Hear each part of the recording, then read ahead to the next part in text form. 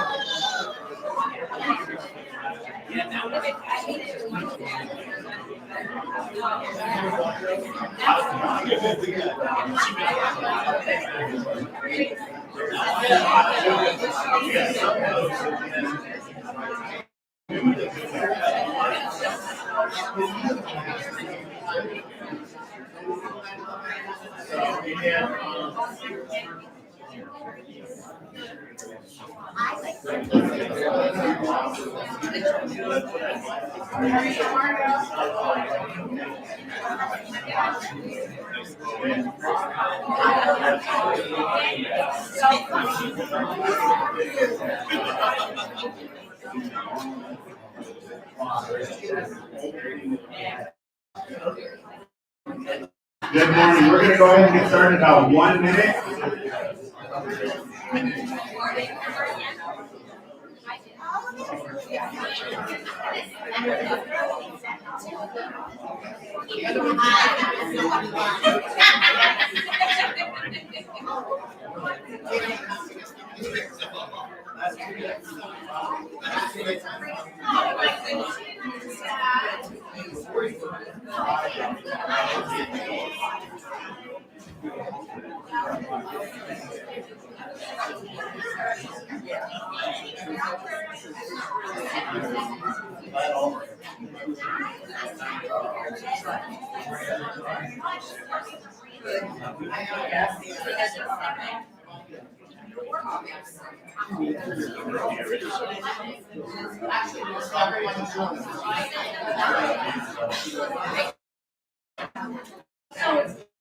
Good morning, everybody. We are going to go ahead and get started. We have a jam-packed agenda today, hopefully with a lot of useful information that you will be able to utilize back in your districts. I want to introduce myself because I see some new faces here today, which is exciting. I'm Dan Lohmiller, the director here at the ESC. We have our district leadership ESC leadership in the back of the room. Superintendent Joe Chad, Assistant Superintendent Marty Bowe, and Assistant Superintendent Jim Nicodemo. So we appreciate them being here this morning as well. As you know, hopefully you got word, we have a new format this year. Instead of alternating between CD and ILC, each meeting is going to be run as an ILC. Our team discussed the fact that much of what we share is timely information coming out of ODE. In addition, in our area, we've worked hard with the All-In grant to talk about curricular decisions being for everyone. And so we felt it was time to have meetings that aligned with our philosophies and the work that we've been doing. So it's up to each individual district to decide who you want to represent the district at these meetings. These meetings are open to anyone from the district who works with curriculum, who makes instruction decisions. And so if that is multiple people, if you want to continue with the curriculum director, gifted and special education, that is fine. If you want to alternate, that is fine as well. But we will continue planning the meetings with the information that's coming out of OT and what's happening in the state and locally. And so we want to make sure that these meetings. Our teacher network meetings are up and running. So hopefully your teachers are aware of those meetings. Again, those meetings are open to anyone and everyone. I know some districts you compensate teachers, and so you identify one or two individuals who attend certain meetings. but please know we do not limit who is able to attend those meetings. Those are open for anyone. The Practicing Principal Network, I was asked to remind you to let your principals know meetings are on the agenda or on the calendar. Those are open to anyone as well. I know that, again, for safety, security reasons, you have policies and guidelines within your district, but there again, those meetings are open to anyone. So without further ado, we're going to continue on with our agenda. You can see here, we have a couple of visitors today. We have our friends from the Stark Library. They're going to talk about one book. The other thing that we have going on today is we have Aaron Rausch is coming in from the Ohio Department of Education. He is going to be talking to us about the Student Wellness and Success Funds, as well as some CTE changes. And he is out of the Fiscal Services Office. He is the Director of Fiscal Services at ODE. While I'm telling you about that, I also want to let you know for the next 2 meetings, we will have representatives from ODE here as well. Next month in October, we'll have a representative from the Office of College and Career Readiness talking about the new graduation requirements, as well as some updated information about the pathways. And then in November, we have a representative from the Office of Accountability coming in to talk about report cards. So we'll have someone at our first 3 meetings from ODE. We're working on some. We felt that this is probably the best time to have those individuals come in because these meetings are already on your calendar. And so we wanted to utilize this time for that. So our first guest this morning, our group of guests, is from the Stark Library. Julie Shaheen and Mariana Giacomo are going to present on One Book, One Community.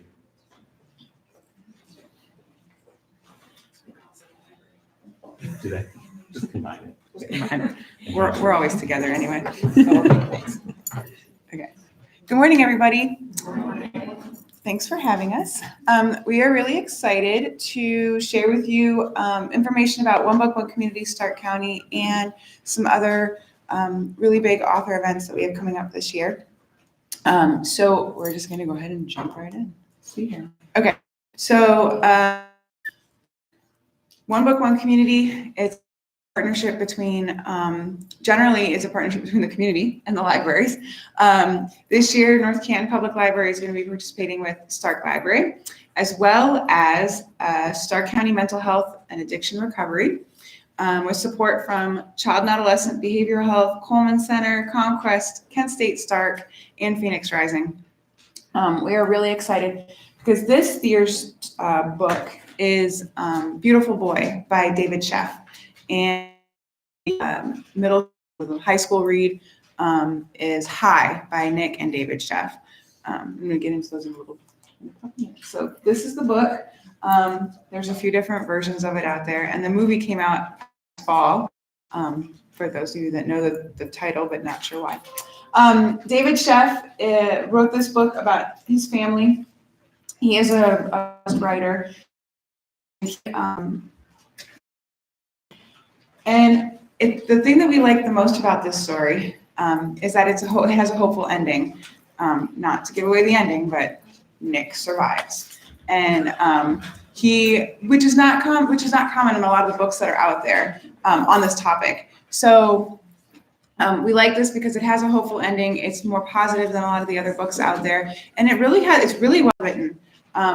When Amanda asked some of the other teachers out there, some of her language arts teachers out there, a lot of them said they couldn't wait to read this book. This was really a good topic for them.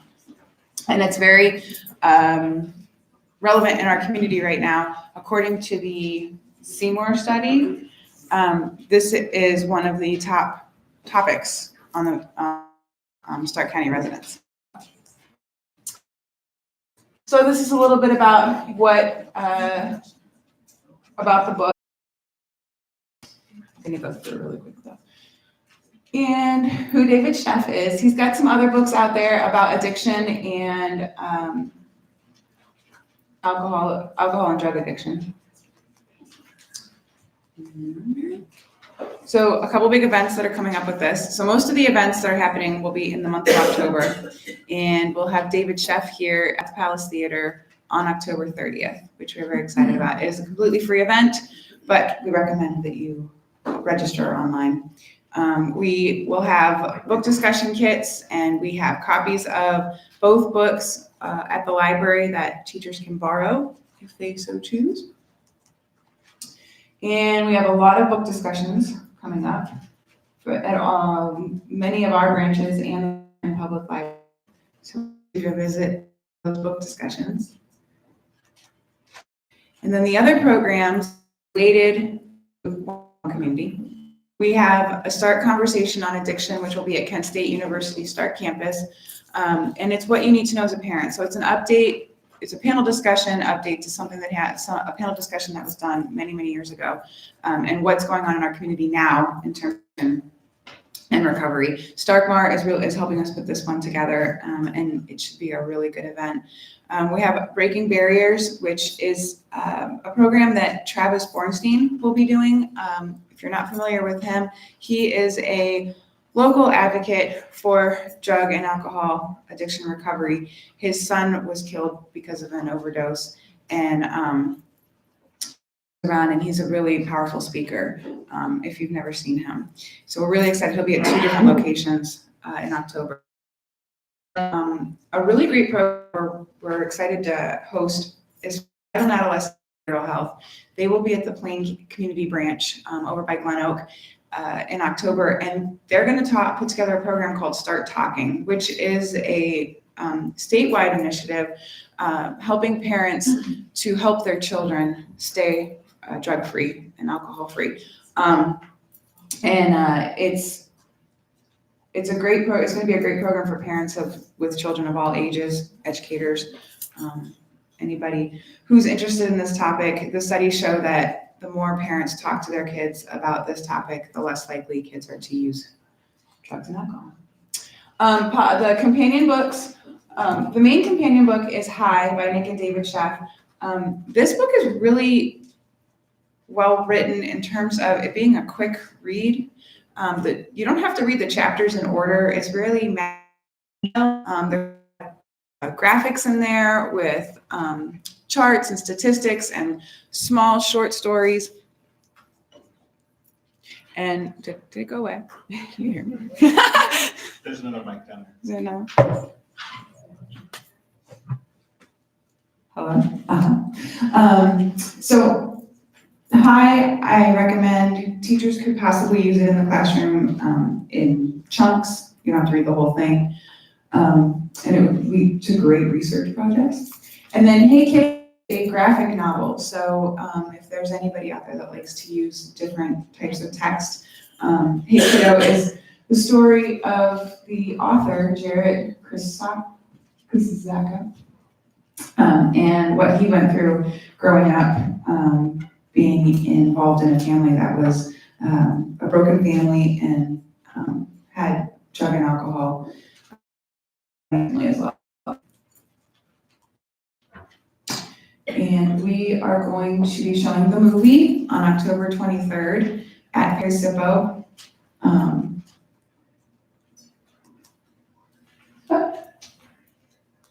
Okay, so that's One Book, One Community. Are there any questions? Any thoughts? We really encourage everybody to get involved. It is a community-wide effort. We're really excited about all of the partners that are involved this year, and the fact that the topic is so important in our community. So I'm going to turn it over to Marianna, who's going to share a little bit more on this topic, plus some other things that we have coming up.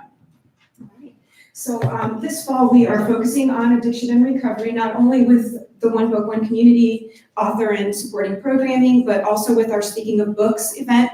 Our first Speaking of Books for the new series is on health, and we are bringing in journalist and correspondent Elizabeth Vargas. She recently wrote about her lifelong battle with anxiety disorder and how she self-medicated with alcohol She became an alcoholic. So she goes through this, her book is a memoir, and she will be speaking about her book and her life on September 12th at the Canton Palace Theater. So we invite you to come, invite you to share that information with your families. Like Julia said, what we hope to do this fall is really raise awareness about addiction, and also make sure that people in our community, students, families, educators, are aware of all of the resources that we have available. So we have many organizations that are supporting the programs. They will be at all of the big events. They'll have tables set up with resources that attendees can take. So we hope that you will be able to attend and share this information with your family. So again, Elizabeth Vargas is on September 12th, and you can register for all of these events on our website,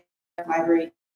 We've also sent an email out. Tom has it, and if he has not already shared it with you, it's a way that you can communicate with your families through social media, email blasts. We have flyers that are available if you prefer to have flyers that you pass out. So look for that email as well. And then we wanted to give you a sneak peek of what is happening. So the rest of our Speaking of Books series will continue in February. We have Ramona Robinson coming in. She's a local Channel 3. She was with NBC Channel 3 for a long time. She's done a lot of work with children in our community. So she will be speaking about her book. And then in March, we're bringing in Kwame Alexander. He is a Newbery Award-winning poet and author. His Newbery Award book is The Crossover. So we're going to be doing a project with Kwame where we're going to have sets of books that are available for middle school students to read. And then we are also going to be inviting middle school students to attend an event at the Palace Theater. This is similar to what we did with Sam Quinones a couple of years ago. So there will be a public event on March 18th in the evening. And then on March 19th in the morning, students will have an opportunity to come to the Palace Theater and hear from Kwame Alexander in a presentation just for students. So we will be back in December to have more details for you about how you can get books for your students, and also how you can register your students to attend the events. All right, does anyone have any questions? Or? All right, thank you for having us. We hope to see you at the events.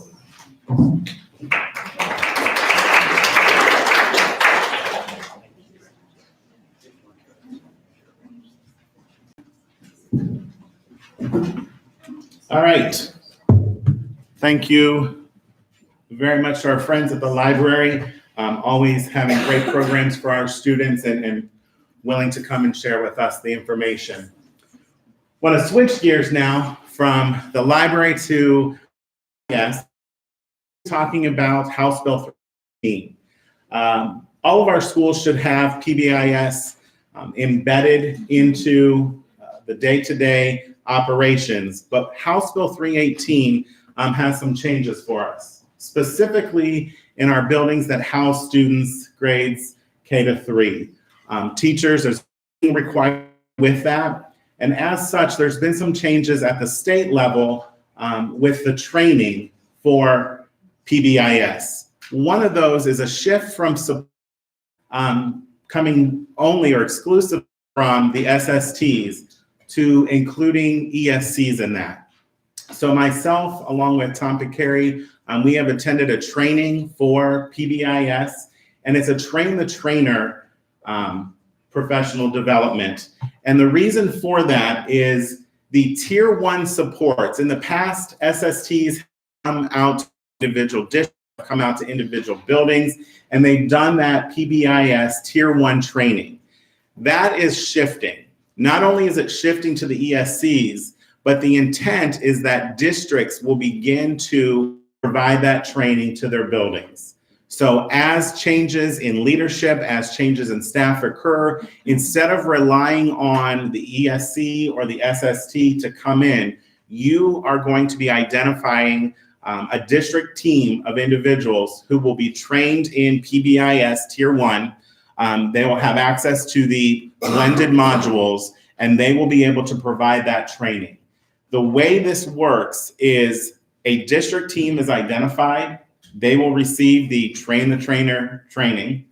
That team then would be responsible for training building level teams. So your district team will pass on that 3-day. There are, I believe it's 7 are covered. So the intent is that a district team would be devoting days for training. It would be up to that team then to decide how to disseminate that information to building level teams. But then ultimately, at least with the requirements of House Bill 318, those teachers that are in buildings that house kindergarten to third grade will need to be trained if they have not already been trained and fall under the grandfathering clause. What I want you to know is that the teacher level training is not 3 days. So the training that will have to be disseminated to your teachers, that will not be 3 days. The talk right now is it's approximately 3 hours. Once again, ODE is continuing to develop some policies and support to share with all of you. But I wanted to make you aware of this because we have a training set up starting on October 8th. And there's information flyer. This is just a screenshot, but in your live binder, there's a flyer. We are asking of districts is that you send a team, minimum of 4 individuals. Those 4 individuals should represent a district level administrator, a building level administrator, a teacher of grades K to 3, and then also someone from your LPDC. If you are not already aware, it's up to LPDCs to track the training aspect of House Bill 318. So your LPDC will be required or responsible for tracking the teacher level training in which you have already received that training. We felt it was important for a member of the LPDC to be a part of this because it also speaks right now, some guidance that we've been given is that it's the LPDC that will work to decide what that training looks like for the teachers. So again, the district team of 4 individuals will be trained over the course of the year. You can see the dates here, October, November, and February. They will receive the modules and in turn will need to train building level teams. The way the law reads is that I believe it was last November was the effective date, and we had 3 years to get the training completed at the teacher level. So if you think about that, our hope is that we give that one cohort this year does this training. That way, if you and your team is ready to share this information, say next fall at the beginning of the year, you're able to do that. If you want to do it throughout the course of the year, you're able to do that.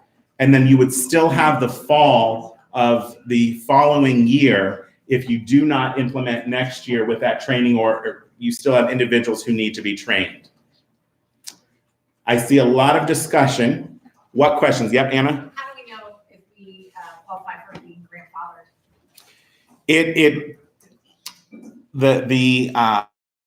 The law states the length of time.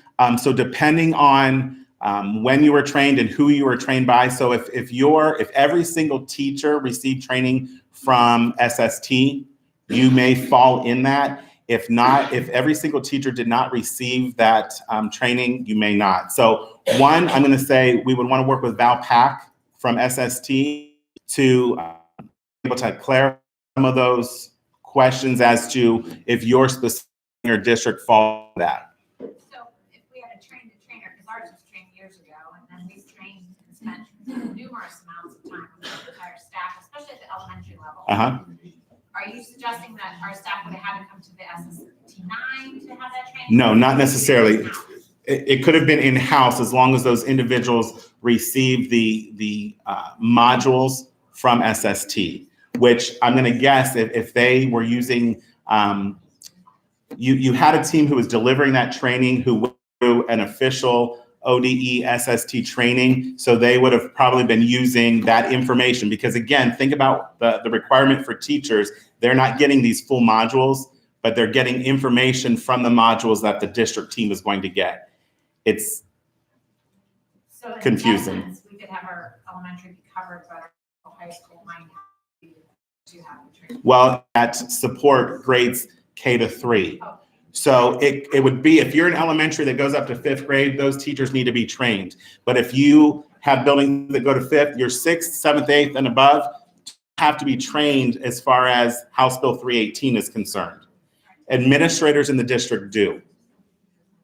So there are other evidence-based PBIS systems. PACS was one that came, PACS Ohio came and presented to us. Is this, it's only this training that counts as meeting that requirement? Or do you have something else that would qualify as well? As long as it's in the clearinghouse and it's ranked? Well, the difference is PACS would be a specific program to support PBIS, but PBIS is the framework. So the training was doing the framework, you know, you actually built all off of that. I would have to get some clarification on that because again, depending on the way the state is saying right now, and they're still working on guidance, is that it has to be the approved modules from PBIS and ODE. So that technically would not be unless they provide guidance that says otherwise.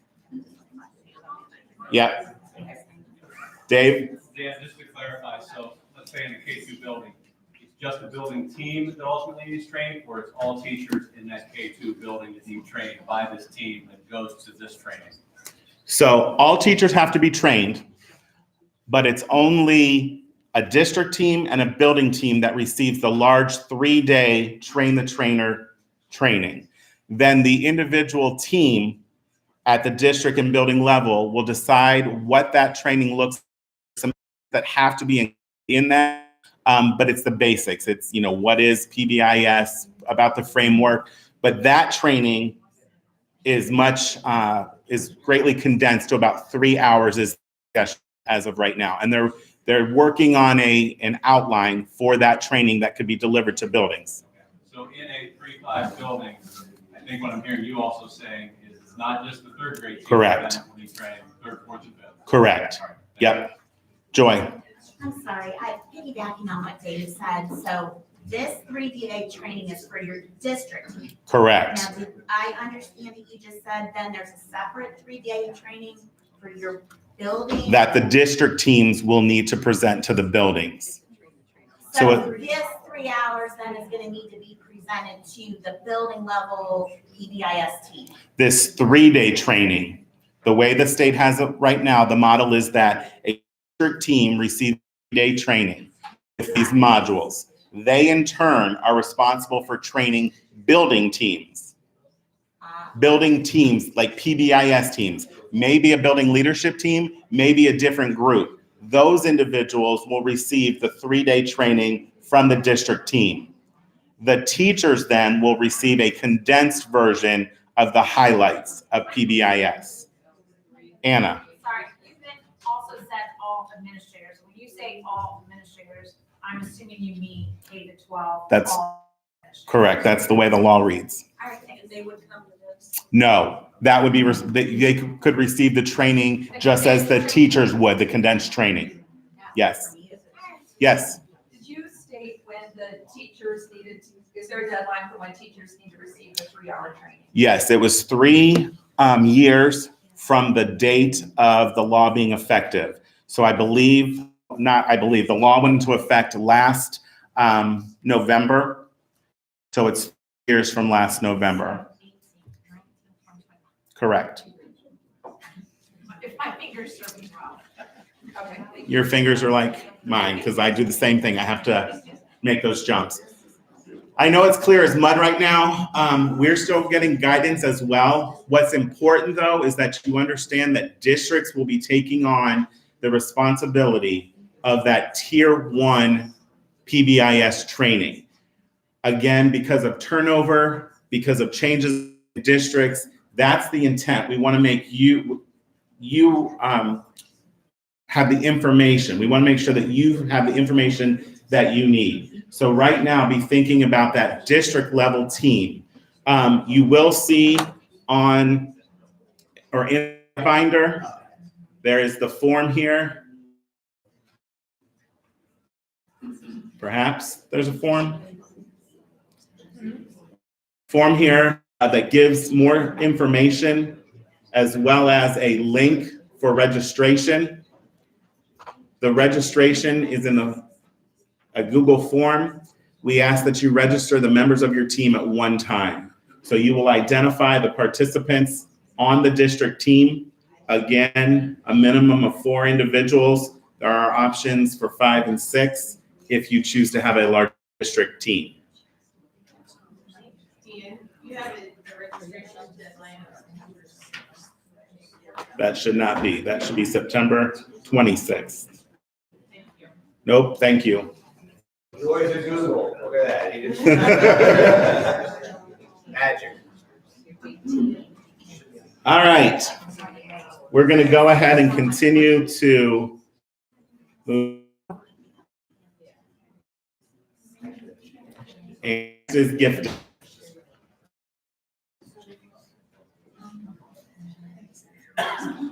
I'm Diane Oppenberg, and I'm the gifted consultant here at the ESC. I work in many of your districts, so, but I do see some new faces, so welcome. My slides are not very fancy looking, but of course they're the right colors, right? You always have to have the right colors. I'm not even gonna click on these because I was told to go. So I'm just gonna tell you what's here. In the first one, there is a new, as of August, ODE approved assessment list. So if you, I know it does it does affect other things other than gifted. So you might want to look at, they said this was the list for this year, and then they said that back in the spring, and then in August there's a new list. If you want the differences, please turn the live binder so you can click on them. The link there will take you to the differences. The main one for gifted is that they do now include the visual and performing arts assessments and creativity that were not on the one that came out in the spring. So we will go ahead with our visual and performing arts assessment that we do in November, because we didn't have an assessment in the spring. The other reason I'm not going to talk long is because today is the first several regional things that ODE is putting on, the gifted ODE. And so we will be talking about that next week. There's one today, there's one Monday. We have a coordinator meeting next week, and then, so in the October meeting, I will come here and tell you all the surprises that they decided to tell us about, and I will share that with you.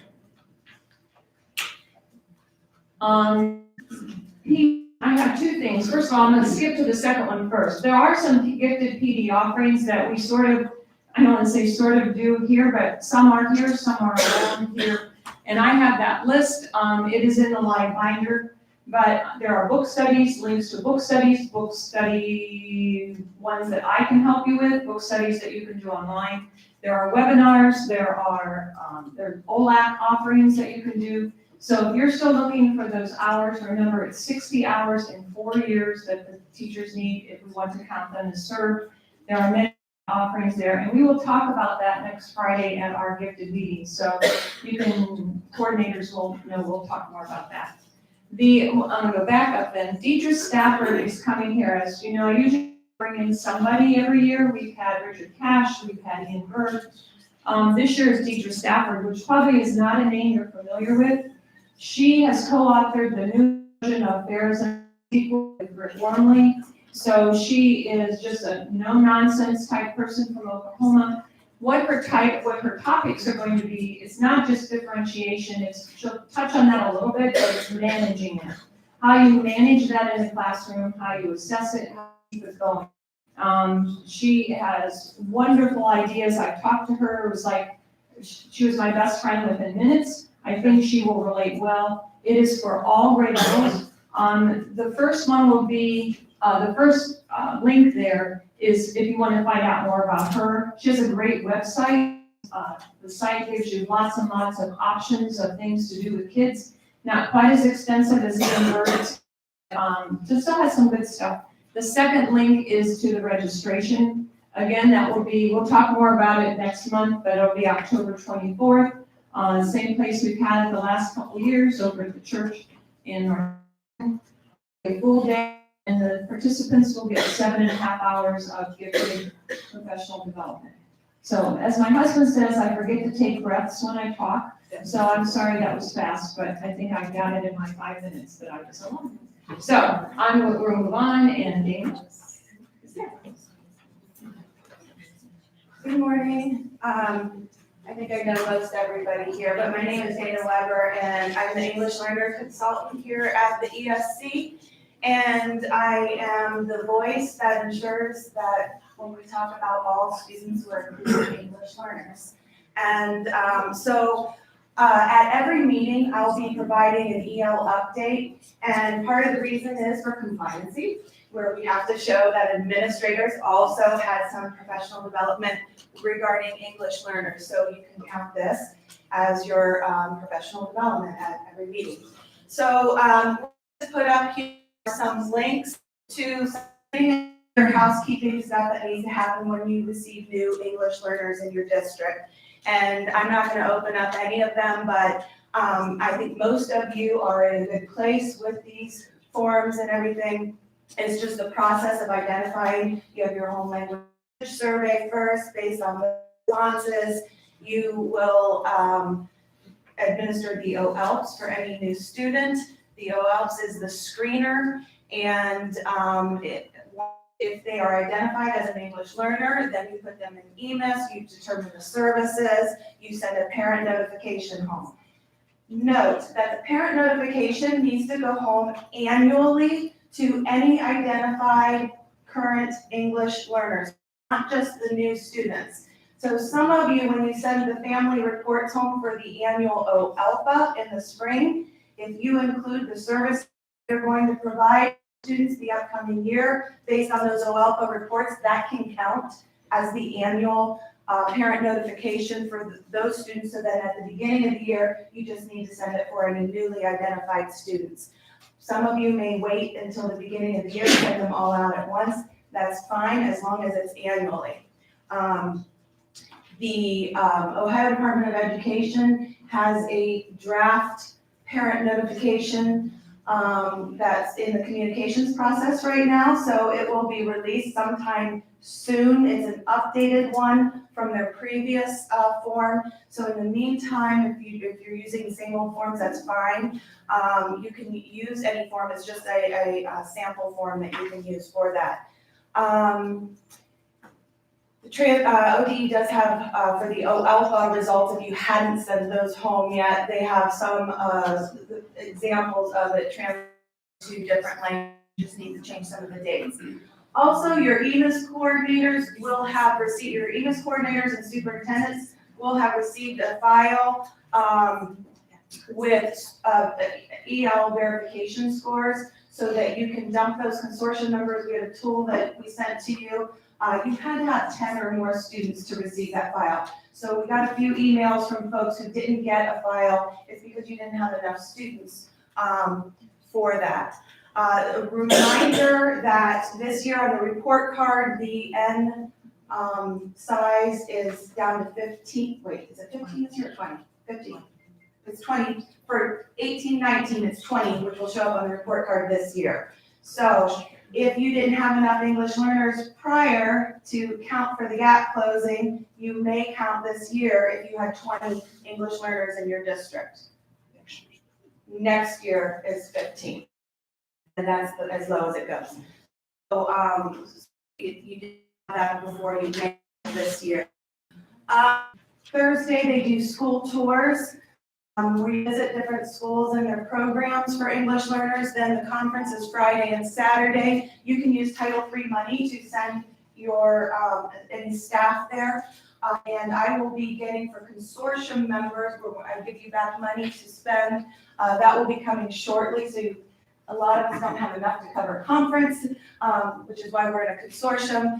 But that is an option for you, and it's a really great resource, especially if you have new staff working with English learners, which this year it seems that we have a lot of new turnover with our staff working with English learners, and also a lot of newcomers in our districts. So there's no exposure to English prior to coming into your schools this year. So those kids need a lot of supports by all teachers, not just the English learners. So those links are there for you. Also, just some dates that are coming up. The EL lead teacher meeting dates are all from 4 to 6 here at the ESC. We welcome anybody. Typically, we just get the EL tutors, but classroom teachers, everybody's welcome to attend those.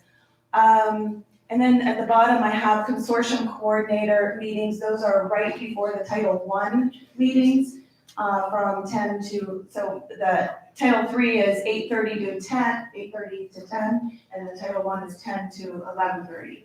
So, and we have them in separate rooms, so if there's a little carryover, those meetings are set up. A couple offerings here, that with, in relation with S9, and so there's always the question of, is it a disability or is it a language difference? Are they in the process of acquiring language? Did they have interrupted education and it's looking like a disability?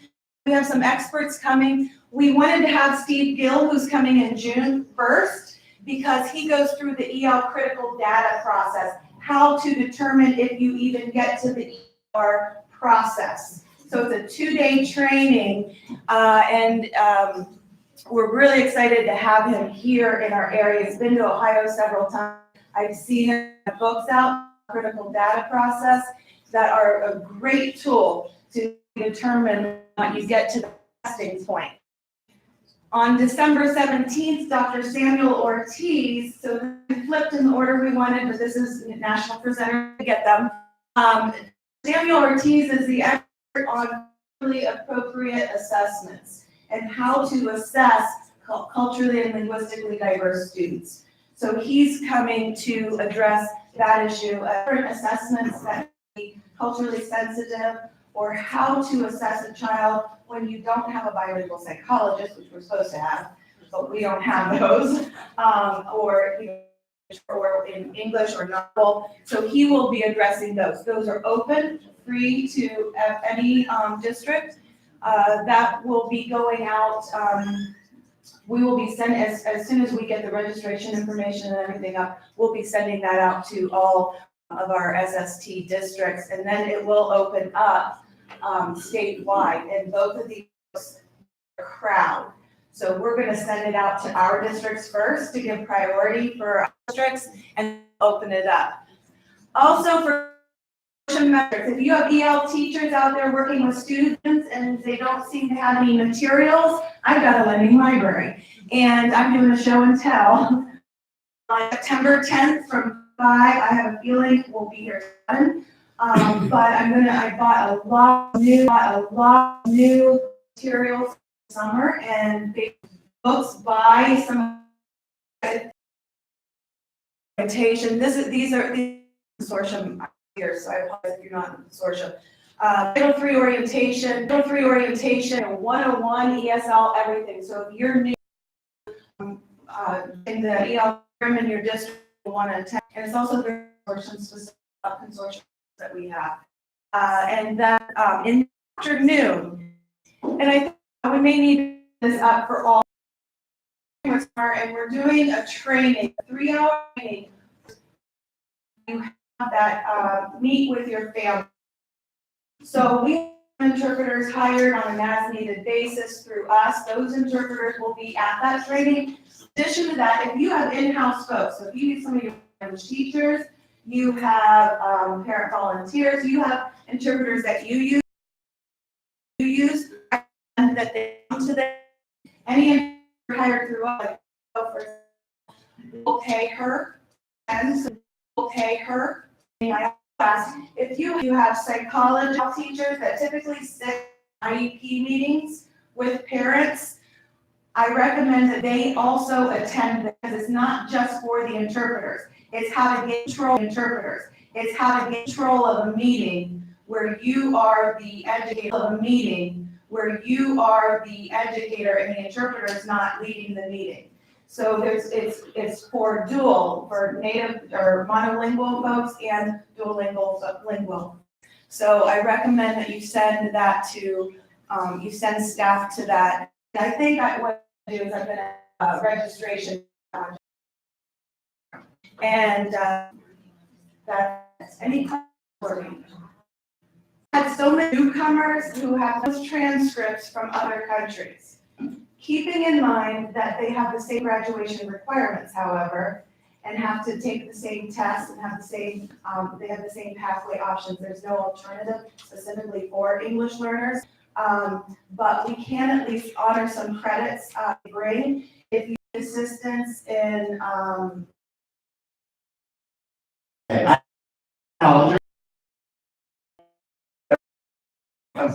love what I do to create tools for you guys' job a little bit easier. The two sectors we'll do start out the part of the item analysis. Oops. Okay. This is basically export out your analysis. I wanted to put it in so that you could walk through if you weren't sure how to, you forgot from last. But I'm going to actually skip those and take you right to what an item analysis looks like in time. So looking for that, here's analysis. It tells you what percentage of your students have a 0, 1, and 2, and 4. What we're going to do is we're going to take that, we're going to copy, and then we're going to drop it into a template that's going to link it up with the released question. So I think that's the one thing that we did last year that made it easier for teachers. A lot of, hey, when's that coming out? Basically, as soon as the test was released, and I said, hold on a second, because we don't, sorry that it, but I did send this out in an email to CDs. I did it in your hands early. I know that some of you are like, I just want to wait about it. So it's fine, but this is what the template looks like. So this is just once you click on it, it's going to activate your own. Some of you already have your, so you don't need another one. This is the home screen this year. So when you click on that and make your own copy, you're like, whoa, hold on a second. This looks harder. I'm going to walk you through the new part. But the first we're going to talk about is similar to what we did last year. At the bottom, there's a whole bunch of tabs. Just made a copy. Yours is going to start out with 3rd grade math, and you'll see one that says 2019 math 3. You'll see math analysis. Ignore analysis.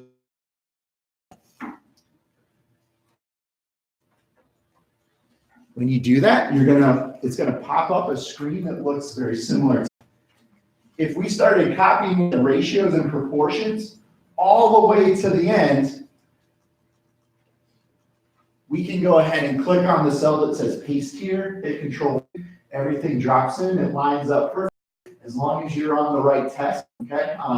I will tell you, I've done this a couple. I paste one in. Oh, what happened here? It's not lining up. Well, you know, I was doing 3rd grade ELA and I was on the 3rd grade math test accidentally. So if you notice that it's not lining up, that's probably where your mistake is. Maybe try to move over a tab or something like that. All right.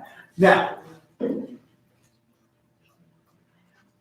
here's what's new, okay? So as you look at it this year, you're going to notice that the first column is going to be color-coded, all right? Now, the reason for that is because as I was working on this, Tom sends it to everybody, and I got a whole bunch of suggestions back, which I love suggestions. And one of the really good ones that I got said, you know what, that I color-coded that first column based on how they did in the 0 column. And I said, oh, that's cool. So it kind of pops more. And I think when I was doing it with Alliance, I did it really, but we only used 2 colors last year. So we upped that a little bit. And this is how I did that. So if less than 10% scored 0 on a question, it's going to pop up as a bright green. All right, great question. Less than 25% is going to be that blue-green color. Our teachers hate me because that probably isn't the order this should go in, but oh well. Yellow, less than 35%. Orange, less than 50%. If on a question, more than 50% of your students got a 0, it's going to pop up red. All right, so as you can see on this question right here, at 50% that earned 0, so that's popping up red. And then the one right below that, they had less than % that was getting 0, so that will pop up green. Just does it right for you, helps your teachers go to the problems that they struggled with a little bit more than having to look through the numbers and that sort of thing. So hopefully that will at least make looking at that data a little bit easier for them right then.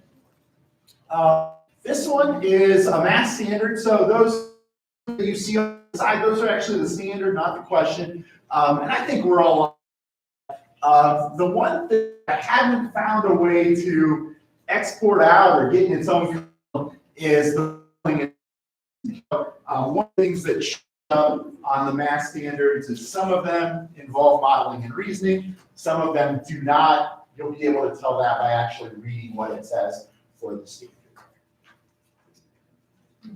Okay, now, if you scroll over to column H, right, after you get past the breakdown of what score, you're going to be on the link, and that link is going to take you to release questions. Also new this year, for the release questions, they went ahead and they put in a DOK level. It looks like there's a link there. I messed up. It's in blue, so you don't. If you click on it, it's not going to do anything. You didn't mess anything up. I just put it in blue, and I forgot to change it before I sent this out. So with that, the thing that I hate is they only do that for the questions. So other ones, it'd be nice to know, hey, we didn't do well on this, and then be able to say, oh, maybe that's because it was a DOK 3, and maybe that had something to do with that, but we can only see it on the release. And the ones that are released are going to pop up in yellow. All right. An ELA question, when you click on the link, you're going to see a link, and that link that you see is going to take you to the reading passage, maybe. So you can see what the students had to read, and then the question that went with it.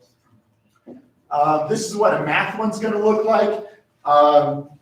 Actually, let me back up. So as we're looking at this, for ELA, it's going to tell you what test that question from. Then as you're looking for questions, that's how they're kind of coded. In math, originally when I started this, I thought I was going to include other states as well. Time for that. So they always started with OH, and then the test that it came from, and then the question over there as well. They'll all say OH. If you do see a PT, practice test. Okay. Right. Now, I think it's stopping spot for now. All right.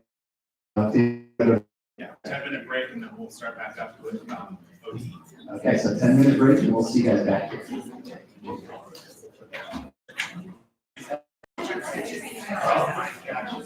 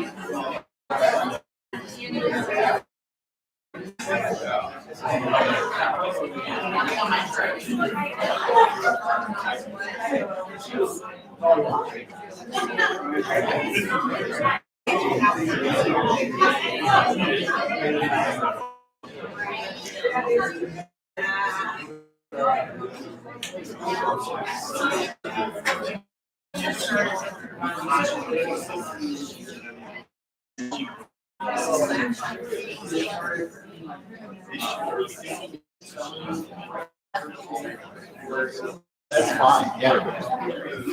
I just figured that'd be a good breaking point. Sure. Plug that in there, and then we'll switch this out a bit. There you go.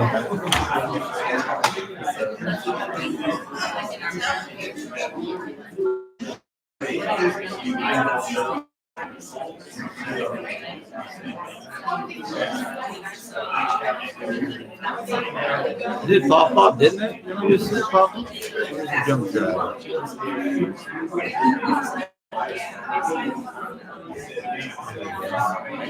No. Doesn't it usually pop right up on the screen? Yeah.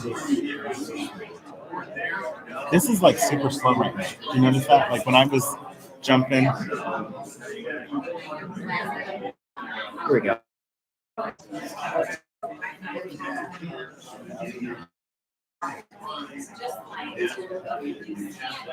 Perhaps. No, Yeah, there we it's go. super, Yep. super slow for some reason. Normally not this fast. When I was switching from the PowerPoint to Google, like it took forever to. Just hasn't been used probably all summer. Maybe we get a your present when you're done. Have it. Perfect. We'll go ahead and put it in the live binder from back there. Okay. That way it's, could you just send it as a PDF, right? Yeah, perfect. So we'll do that. So here's your little clicker. Okay. Microphone. Okay. So we're going to give him 10 minutes and then I'll introduce you. And I'm Tom. Nice to meet you. I work in the office there and Brian also, so all heck breaks loose. Just wave. They're the individuals that know how to fix things. Actually, we just wiggle stuff. Yeah, right. That's what's funny because Joey came down on Monday and he's like, well, sometimes you just have to. All right. I don't want to jinx it, but you need water or coffee or anything? I might grab coffee. These are Yeah. They're all, the majority are curriculum directors. We've got some student services directors, some special education. And then we have gifted folks in here. And we have a couple of assistant superintendents. But I don't know what it's like. I mean, 90% of the people in this room are the movers and shakers. They're the ones that help drive. Very active information too, even if they're not the ones who are going to carry it out of the district, they are the ones that ensure that it's done. Yeah. And do you have all We do. We have District 17 are within. Brown, which is in Summit County, just north of us. We have Brown and Carrollton, which are in Carroll County. And we have all the districts. right, so we have all and then we have Delaware, which is in Maine. So those are our, oh wait, and Strasburg, which is in so yeah, those are five actually. Yeah. A wide array. So I think we're the fourth or fifth largest DSC. And it's a very, very active group. You can just tell here, it's one of those where one district calls for help on something, and you have 7 or 8 answers. everybody collaborates. Have you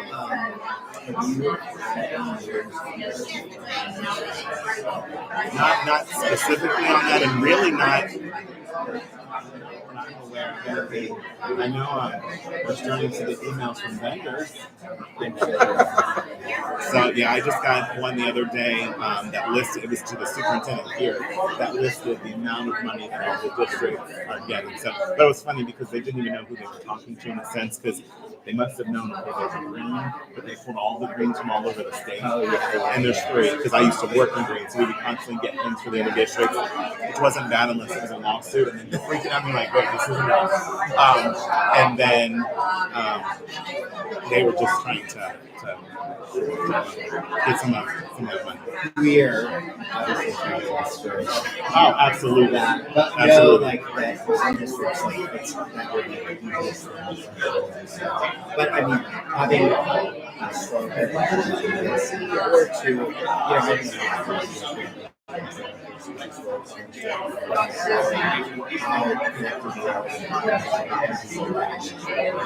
because they're all kind of identified as partners. Okay. We have one person here who's with our family support. We have family support specialists in all of our districts. And so, yeah, so there's the individual, the director is in this room as well. So that'll be a good ear for that side of things. I think she sits on family council as well. So she'll be able to share with family council. And then I know like the DD superintendent comes our superintendent. So there are partnerships. One of the things that's unique, I think, about the ILC is we charge for different services. So, I mean, obviously there are services that are charged for it. We've got gifted coordinators and we're providing the services. We have to pay for the bids. Like this meeting, we don't charge any of our meetings. All of our network meetings for teachers. Right now, a lot of ELCs, their structures, if you attend a meeting, there's some sort of charge for that. Which I think is why everyone's so collaborative. You know, it's just, when we write grants, we write them for everyone. And it's not, there's not a competition. Yeah. I don't want us to change our model because then, you know, you hear of other ESCs where the curriculum department is out there trying to sell their day and sell their services. Yeah, I like our.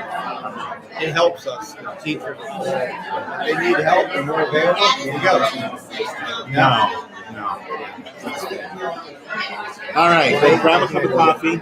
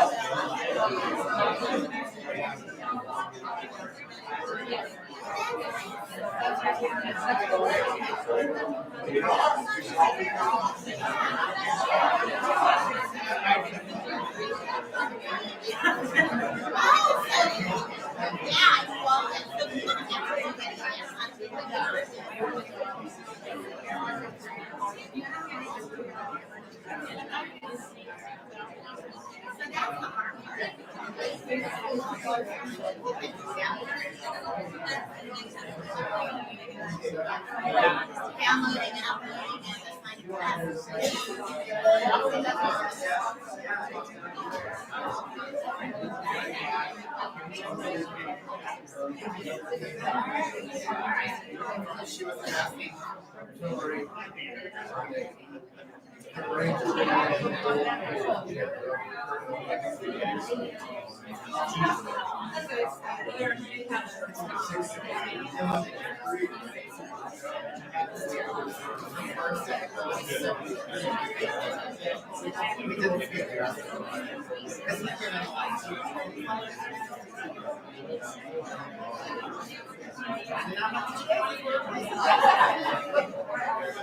But other than that, it's great.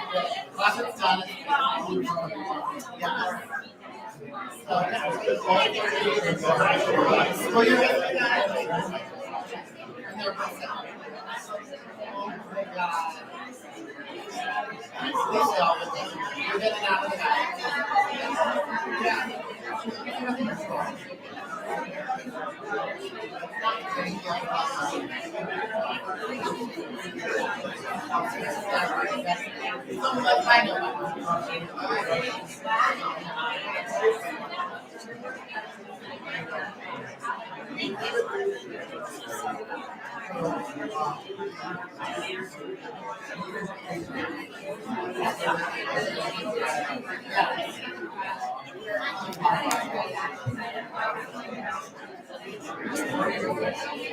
I'm gonna leave this one for you.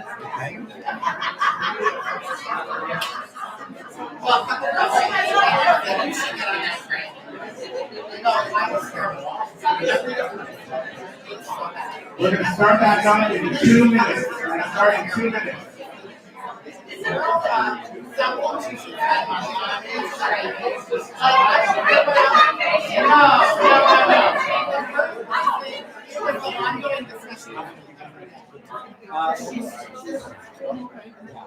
Yeah. I can't afford that. I was budget office for education, right?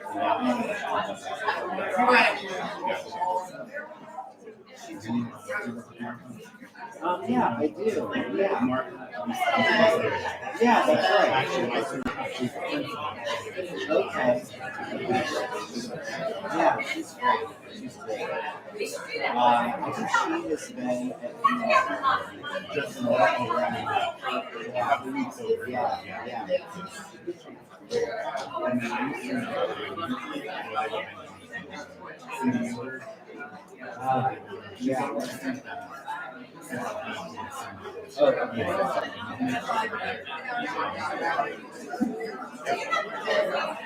If you have an SST,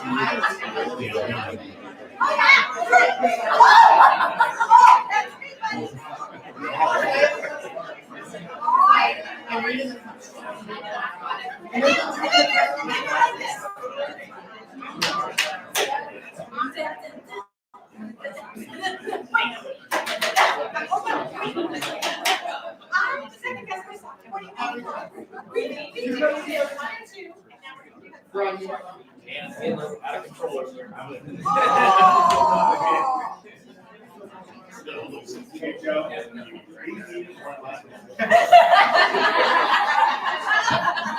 All right, we're gonna go ahead and start back up.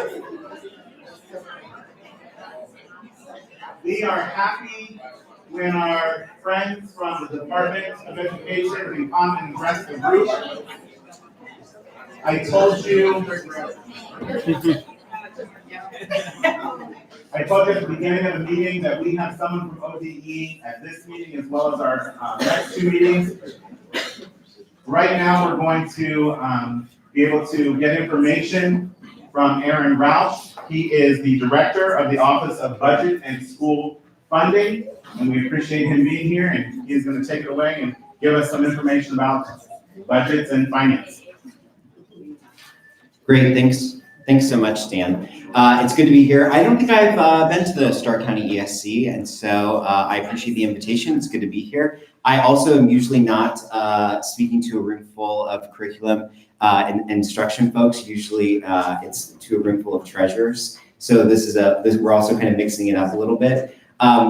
Today, I want to spend a little bit of time talking about some of the changes that were made in the state's biennial budget, House Bill 166. The budget was 17 days late this year, which is kind of like, for people who work on the budget and who are involved in it, it's like running a marathon and you get to a half mile from the finish. And someone says, yeah, actually the finish is another mile down the road, and they kind of kick your shins as you run by. So July 1st, right, is typically the start of the new biennial budget, but the legislature was not able to meet that deadline, and so we had an extra 17 days of fun there in July. So there were a lot of changes in House Bill 166. The biggest policy change in the education space was graduation requirements, which I'm not going to talk about today. Sarah Wilson is, I think, coming in next week or in a couple of weeks, next month. Okay. She is our expert in graduation requirements, and so I will let her spend an hour talking, all of those details through with you. The biggest funding, education funding change that was made in House Bill 166 was the governor's Student Wellness and Success Fund that he proposed. He proposed $550 million. By the end of the budget process, it was $675 million in new money over the course of the biennium, provided to traditional districts, JVSDs, community schools, and STEM schools. We in the education world, right, are very, and I think, maybe you're so used to this process of grants and how you apply for them with the department and how you receive them. This is not going to work, and these dollars are not going to work in the same way that you are used to receiving dollars and grant money from the Department of Education. So there's no application process. This isn't going to run through CCIP, and you won't draw down dollars through reimbursement. The law is very broad in its in how the funds can be used, but there are a few requirements that you as districts are required to go through before you begin spending these dollars.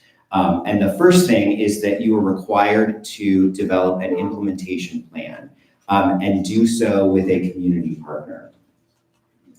So there are 11 allowable uses for these student wellness and success funds. This is, again, a little different than most of the state foundation funding that flows to local school districts, which is unrestricted.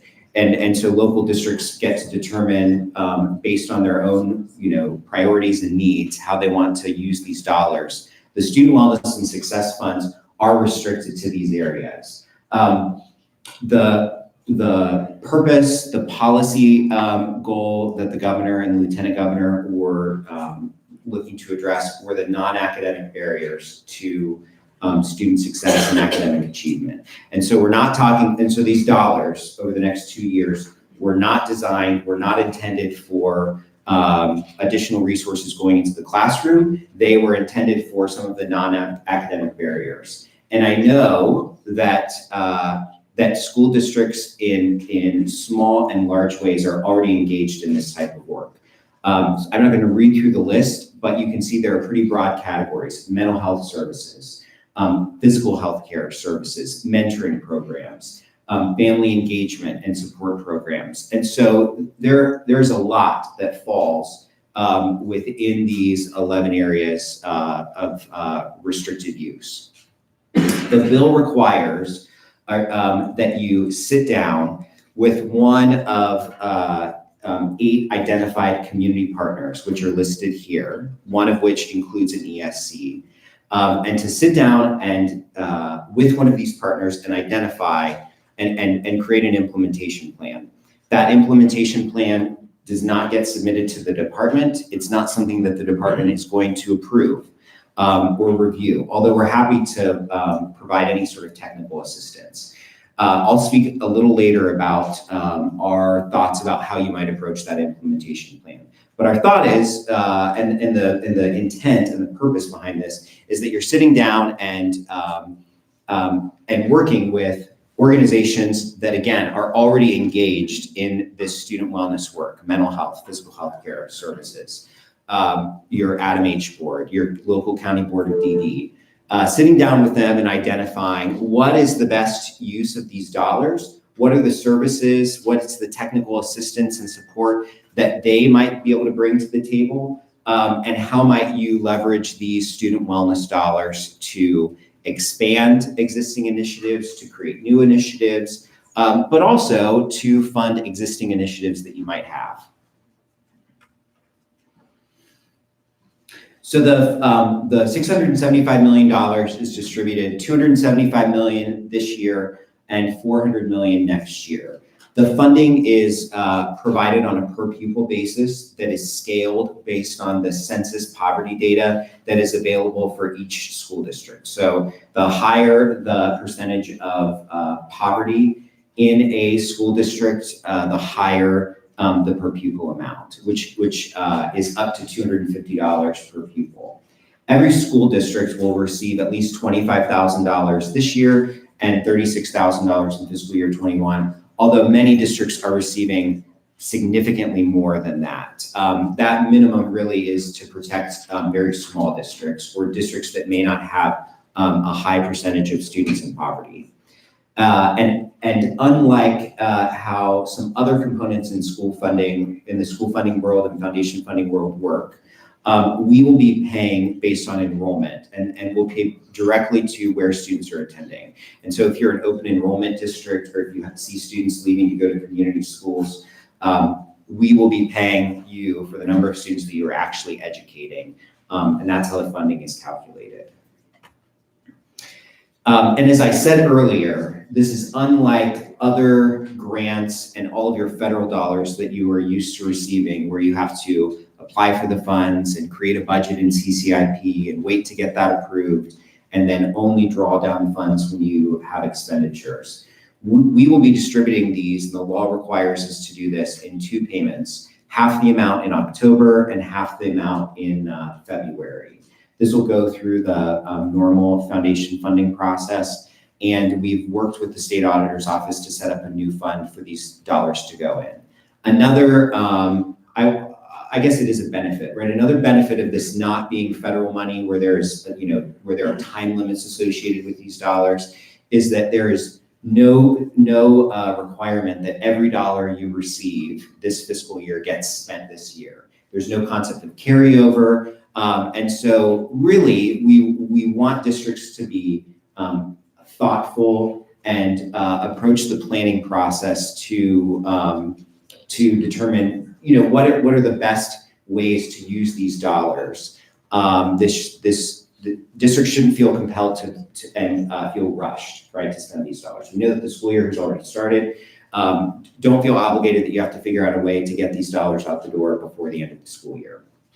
The only real requirement that the law requires is that at the end of the fiscal year, we will be asking you to report to the department how you spent these dollars and on what initiatives. And were they new initiatives? Were they existing initiatives? Was it an expansion somehow? Were there dollars that you used outside of the student wellness funds that supported these efforts? And we will be posting at least a framework of what those questions look like in the next month. And so districts will know in advance, before they likely even spend a dollar, here are the questions that we're going to be asking at the end of the year to get a sense of how these dollars were used. Maybe one of the first questions that we received, and again, this is primarily from treasurers that I'm getting this question, is there a supplement not supplant issue, which many of you are familiar with federal dollars, which says you can't, just shift resources from your state or local funds over to a federal grant that you might receive. That restriction does not apply here. And so again, we know that many districts are already engaged in this work and could find expenses that fall within these 11 allowable uses. And so there's nothing that prohibits you through your implementation plan identifying, look, we already have a partnership with our local county board of DD where we are engaged in mental health services for our students. We already work with the Stark County ESC to purchase services for XYZ that fall within the student wellness and success intent. you can move those expenses over to and use your student wellness dollars to pay for those services. That said, we would encourage districts to, if they're already engaged in this work, to find ways to expand on that, to enhance existing initiatives, to determine if there are gaps in those services that are otherwise being provided. We posted 2 weeks ago now, we launched our Student Wellness and Success website. That website is available for you there. There is a really nice video from Governor DeWine and also from our state superintendent that I would encourage you to watch.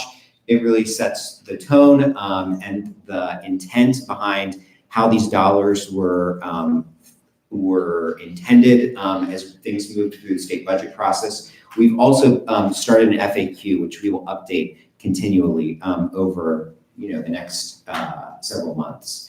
And then the funding simulations are also available. These are what the funding simulations that were available throughout the budget process. And when we get to October, we will start making payments based on the final data. In the next month, we also anticipate some additional guidance going up on our website. And we are starting to think about how we can share out best practices and success stories, both from you as districts as well as the identified community partners. Again, we know that this concept of student wellness and success is not a new concept. It's something that you are engaged in. It is something that you are doing. And so we know that within your ESC, there's a lot of sharing of information and best practices and success stories that get shared. And so we would like to be able to share those across the state so that districts that aren't engaged in this work or don't have successful partnerships, perhaps with their local Adam H board or a local hospital, that they can look to you as peers to identify how best they might engage in some of this work. In terms of the planning process, we also hope to put some additional resources on our website, but I will tell you that the implementation plan that you are required to create should not be created in isolation. Many of you are engaged in the Ohio improvement process. Many of you have gone through needs assessments. Many of you perhaps already have existing planning functions, either here at the ESC or with your Family and Children's First Council, et cetera. So the purpose here is that it is not, it's folded into existing initiatives, existing work that you might do. So don't feel compelled to sit down and do something new if you are already engaged in this type of improvement process. I will pause there to see if anything that I've said related to the student wellness funding has raised any questions for you. Okay, good. I said everything perfectly. And by a show of hands, I mean, who is engaged in this work and who is already spending, in this area, right? I mean, many of you are, and many of you to a large extent. So I know that your ESC sits here ready and eager to engage with you in this and to think through as a partner how best to spend these dollars. And so, the department also serves as a resource should you have questions. So that was really those are the new resources that were made available to local districts in the state budget. The larger funding formula remained unchanged and not even, unchanged, but basically is flat for the next 2 years. And so there was a lot of discussion. You perhaps attended a regional meeting related to Representative Cupp and Representative Patterson's proposal on school funding. That received a lot of attention through the state budget process, but ultimately was not included in either the House or the Senate version of the budget. So the just over $8 billion that our school funding formula represents in funds to local districts will continue flat for both fiscal year 20 and 21. And so whatever that dollar amount was that your local district received in the 18-19 school year will be the amount that continues for the next 2 years. The student wellness dollars, though, are provided in addition to that, on top of any state foundation funding that your district received last year. There was also a provision that was included in the Senate version of the budget that made it into the final conference report for growing school districts. So there was about $38 million over the next 2 years that's provided for districts who have seen student enrollment growth over the last several years. And we will, the detailed calculations and all of the data that goes into the calculations of school funding will be ready next month when the bill becomes effective and we make the first student wellness payment. And then if you have any familiarity with our payment reports, this total number, this $8 billion is basically the number that is flat, that will stay fixed for the next 2 years. And everything below the line is kind of how we refer to it, all of the transfers and deductions, as well as the add-ons, which includes the student wellness funds and these new enrollment growth supplement dollars, will get added below the line and will get funded and paid based on current year data. So if you're an open enrollment district, if you have additional students enrolling into your district, that number will change based on the number of students that you open enroll, right? And conversely, if you are a district that loses students through open enrollment, that number will also continue to update. And so I mentioned the Cup-Patterson proposal related to school funding did not make it into either the House or the Senate version of the budget. They then subsequently introduced House Bill 305 as a standalone proposal to deal with hear their proposal on school funding. Those hearings on that bill are likely to start later this fall. So now I'll get into more of the policy changes that were included in House Bill 166, again, skipping graduation requirements. I think there's perhaps a slide there. Academic distress commissions is certainly something that received a lot of attention the last several months. There are 3 districts in the state right now that currently have academic distress commissions, Youngstown being the first, Lorraine, and East Cleveland.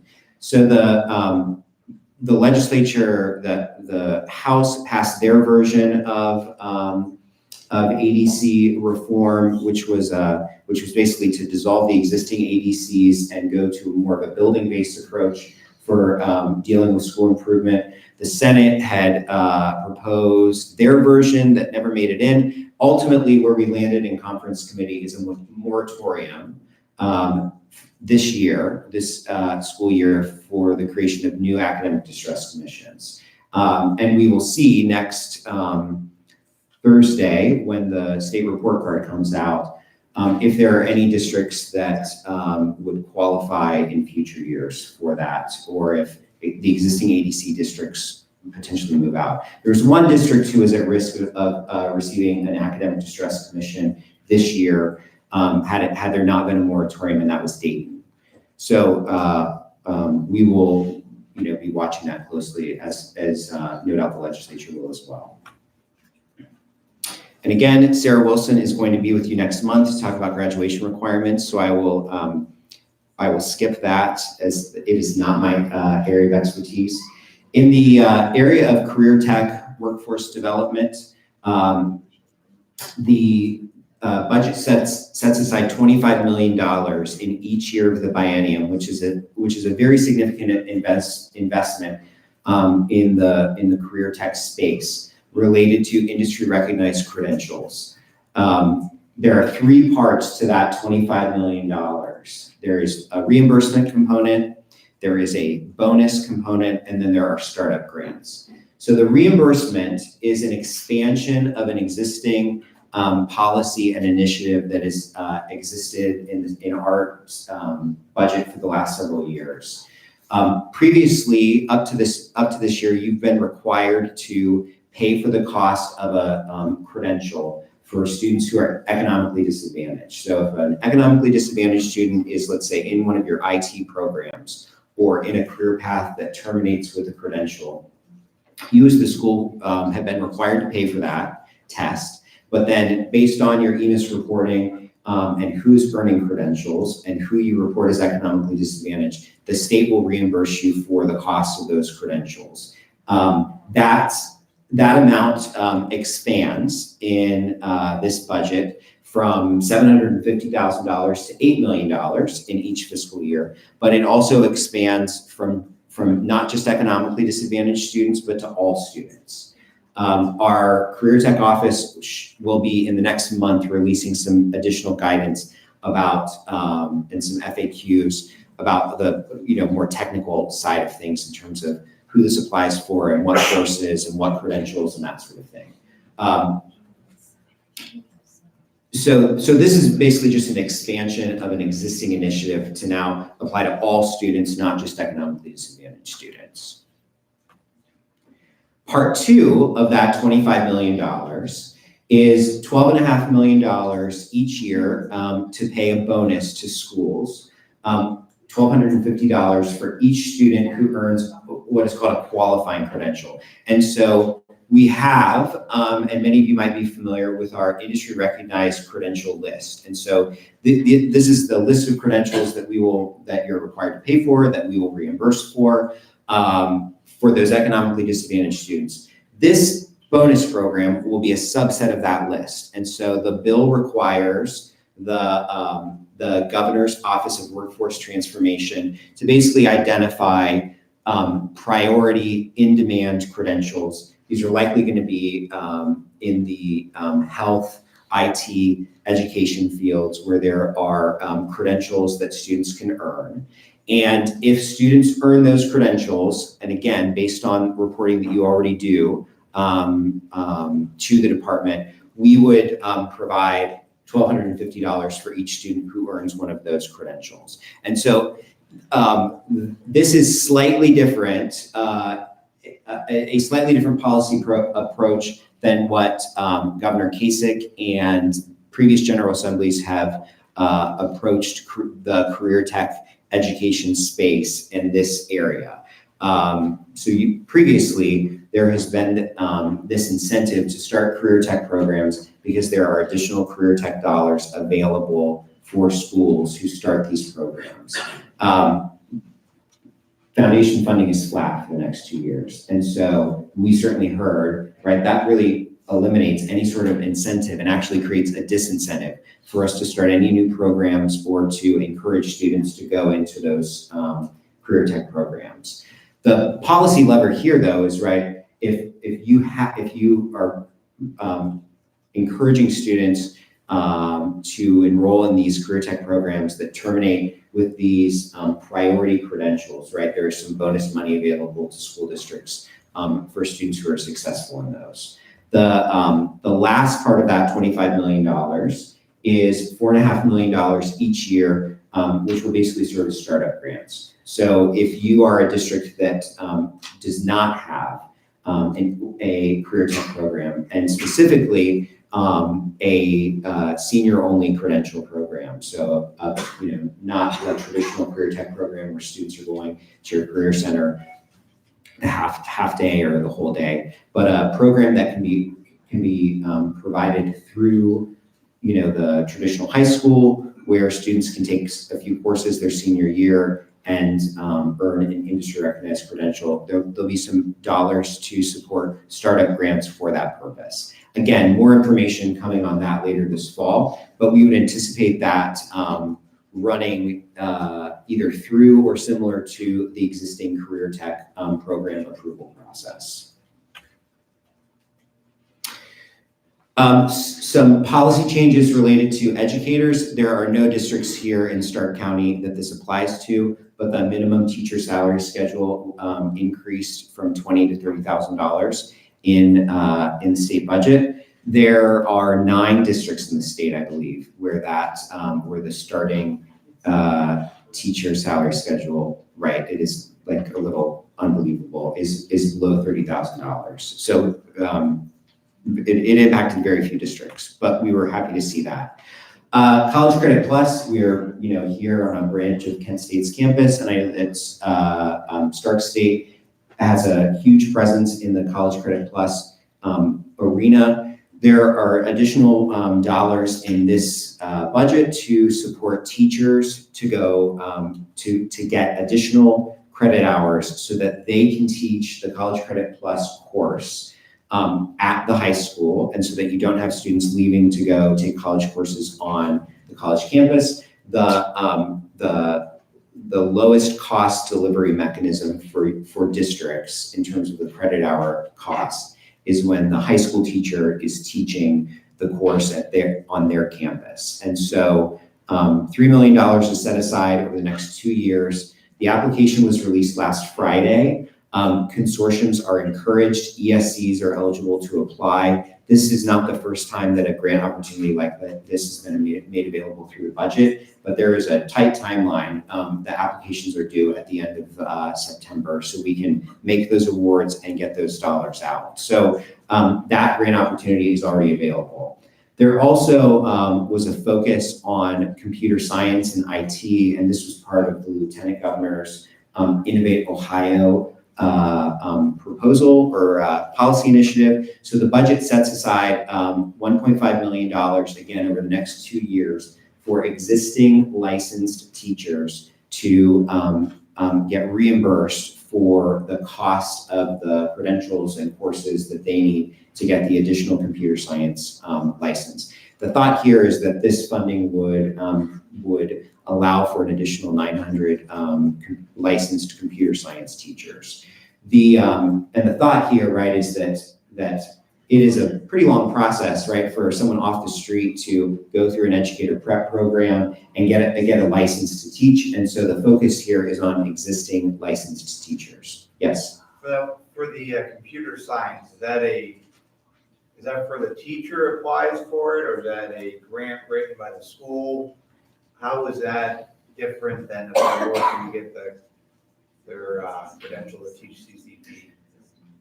So the computer science license or credential that the department authorizes is, I don't believe, requires as much coursework and credits as what it takes to be considered an adjunct professor, the 18 credit hours of content to teach a College Credit Plus course. So it's more narrowly focused. I think our initial thought is that this would be a teacher application, that it would not be something that you as a district would apply for, but we are still working through that process. While the student wellness and success funds were certainly the largest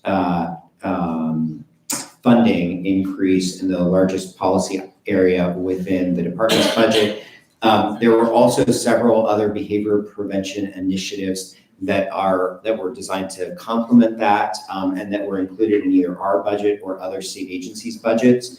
So there's a new requirement that schools report on the types of behavior prevention programs that you already have in place.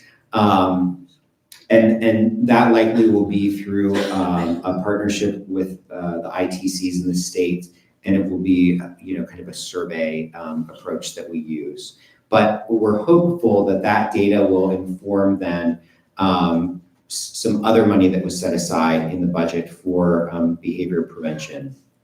The school climate grants, which were first made available last year, were refunded in this budget. So $2 million each year for the focus being, on PBIS, school climate, social emotional learning, $2 million each year. This is something that districts can apply for.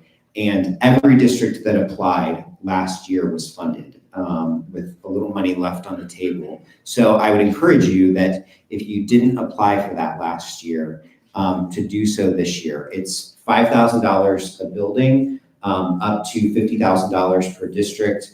There's a priority on economic districts with higher economically disadvantaged student populations. But again, not all of the money was used last year, and it's a very, very simple application. I cannot stress that enough. There are only 2 or 3 questions that we ask, which is basically like, how do you plan to use the money? So if you did not do that, please think about that this year. We would anticipate an application window likely before the end of the calendar year.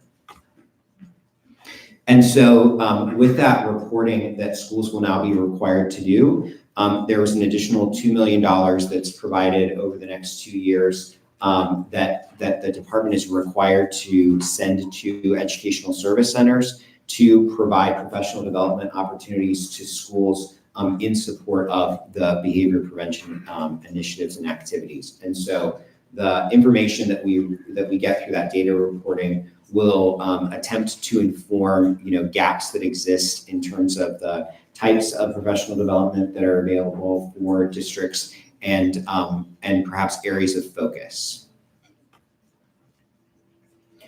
Some changes in again, on the, this is more on the curriculum instruction side. So a change in state law related to computer science and foreign language. So if your district requires foreign language for graduation requirements, you also have to accept computer coding instruction to count towards that foreign language requirement. If there are world languages teachers in here, right, I see like. That's so wrong. That's so wrong.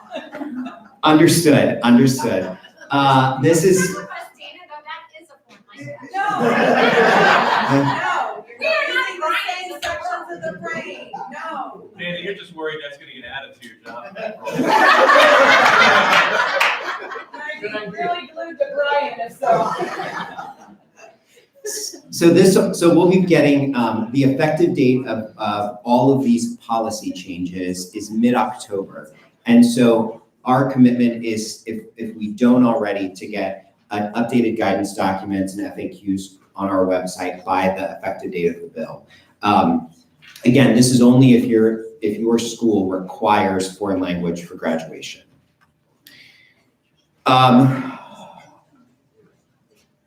Permissive language is to allow two full seasons of show choir to fulfill the high school physical education requirement. This would require, this is similar to allowing bands to count for a PE credit. This is a local decision. It would require you as a school district to update your policy to allow this, but was added and included as permissive language. This came from a state representative in Central Ohio whose school district advocated for this addition. Another change. Yes. Sorry. So 2 full seasons, does that mean 2 years? I think that that might have to be defined locally. We can look. We will again put out more specific guidance, and I'll pass that question back to our curriculum office in terms of, does 2 seasons mean 2 years? These are from kind of the budget highlights, so I would have to look to see like what the exact language in the revised code says. Mm-hmm. There also was a modification that amended a provision that was originally included in House Bill 410, which was the bill that modified requirements about attendance tracking, chronic absenteeism, et cetera. So feedback that the department received, but I would say more importantly, legislators received, is this requirement that you send a notification that a student is absent or excessively absent when it is a medical excused absence. So that a student has a illness that is keeping them out of the classroom for an extended period of time. You're still required to send notification to the parent that the student's absent. There's been a lot of consternation about that. There was a modification in the budget. We're still reviewing this because we're not sure that this actually achieves the full extent of what folks were looking for, because students would still be considered excessively absent and would require plans. which would likely require you to still communicate with the family, with the parents about a student's absence. So this one may fall on the list of items that are ripe for fixes or corrections in a correction bill that may move through the legislature later this year. So again, look for more information on that. In the area of transportation, again, this is another example of where a school district, well, in this situation, a school district took action that upset parents who complained to their legislator who changed the law. This happens very frequently. And actually, you have Representative Olsleger here representing Stark County, who is the chair of the House Finance Committee and who wields a lot of clout in Columbus. And so I always say that in public presentations because it's a reminder that your voice is heard and you have a presence in Columbus to affect change. Now, this one probably is not one that you may be, or that school districts were too happy about. This was a constituent case where a school district, which many of you have maybe been in similar situations, had a ballot on an issue on the November ballot and said, if this does not pass, we will, go to state minimum busing. We will get rid of high school busing and we will only bus students that live more than 2 miles away. Their levy failed. They did that. Parents complained to their legislator. The legislator introduced a standalone bill that would have prohibited this. And this is one of those provisions that just got rolled into the larger state operating budget. So transportation service levels cannot change after the start of the school year. And so this threat is not the right word, but this tactic of mid-year transportation reduction being on your cut list should a levy not pass is no longer an option for districts. It would have to take place the following year. Yes? That's a reduction. So if you do it before the school year with the idea that if you pass the levy, we could then increase busing. Yes. Is that okay? Yes. So you could have the reduction before the school year, but increase it in the middle of the year. You could. And then for the first time next fiscal year, in over 10 years, the state appropriated money for school bus purchase, bus replacement dollars. The last time that the Department of Education had bus replacement dollars in our budget was 2009. And so $20 million in fiscal year 21, the bill requires, or the budget requires us to develop what that reimbursement process looks like by January. And so this is one where we are still in process on determining what that looks like. So again, more to come on that. And then in the area of school breakfast, this was again another standalone bill that had been introduced in previous general assemblies that got rolled into the budget.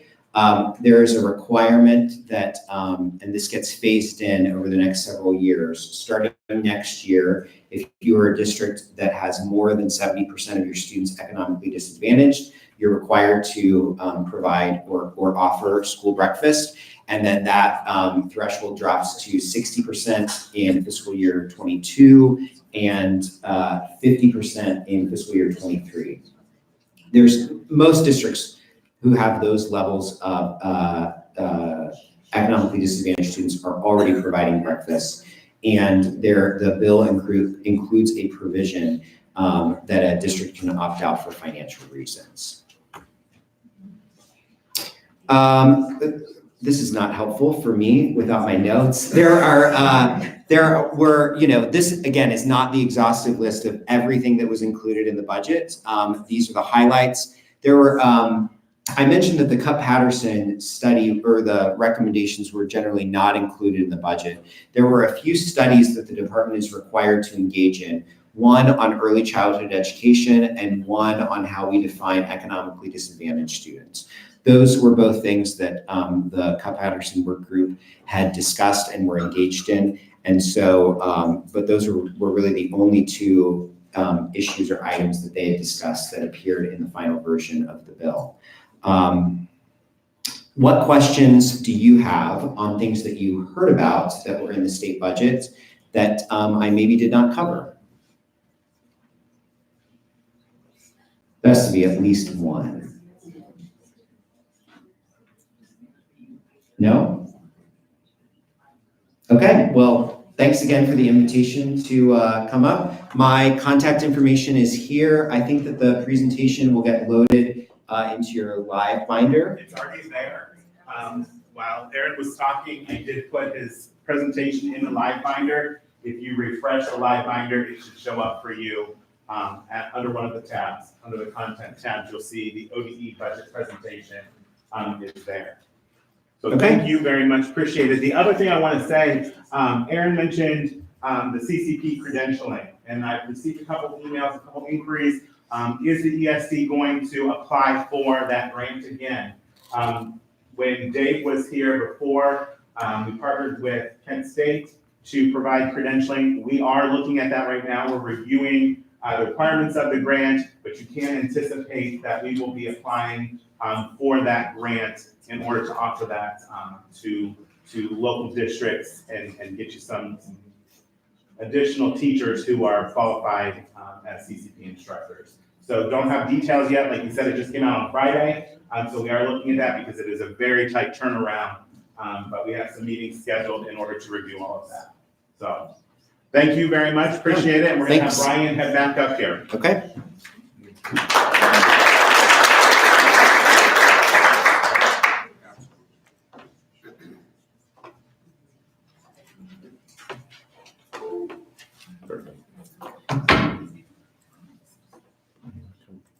Yeah, I'll get it. Thank you.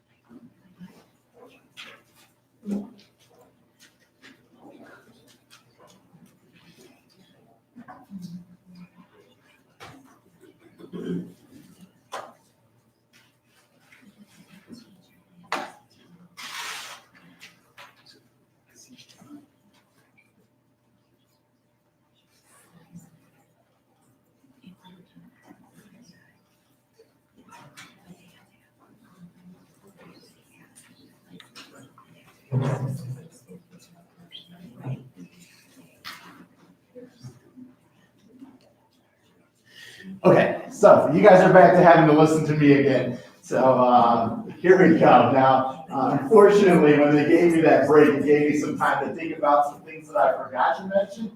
So I'm going to pick up on those first, and then we'll jump into the new stuff. So the first thing is when you're looking at your item analysis, and you get down to the ELA. So what they have is they have the same question, but they reported out 3 different ways. And with the color coding, some of those questions are worth 4 points. So as you're looking at this would just be an example.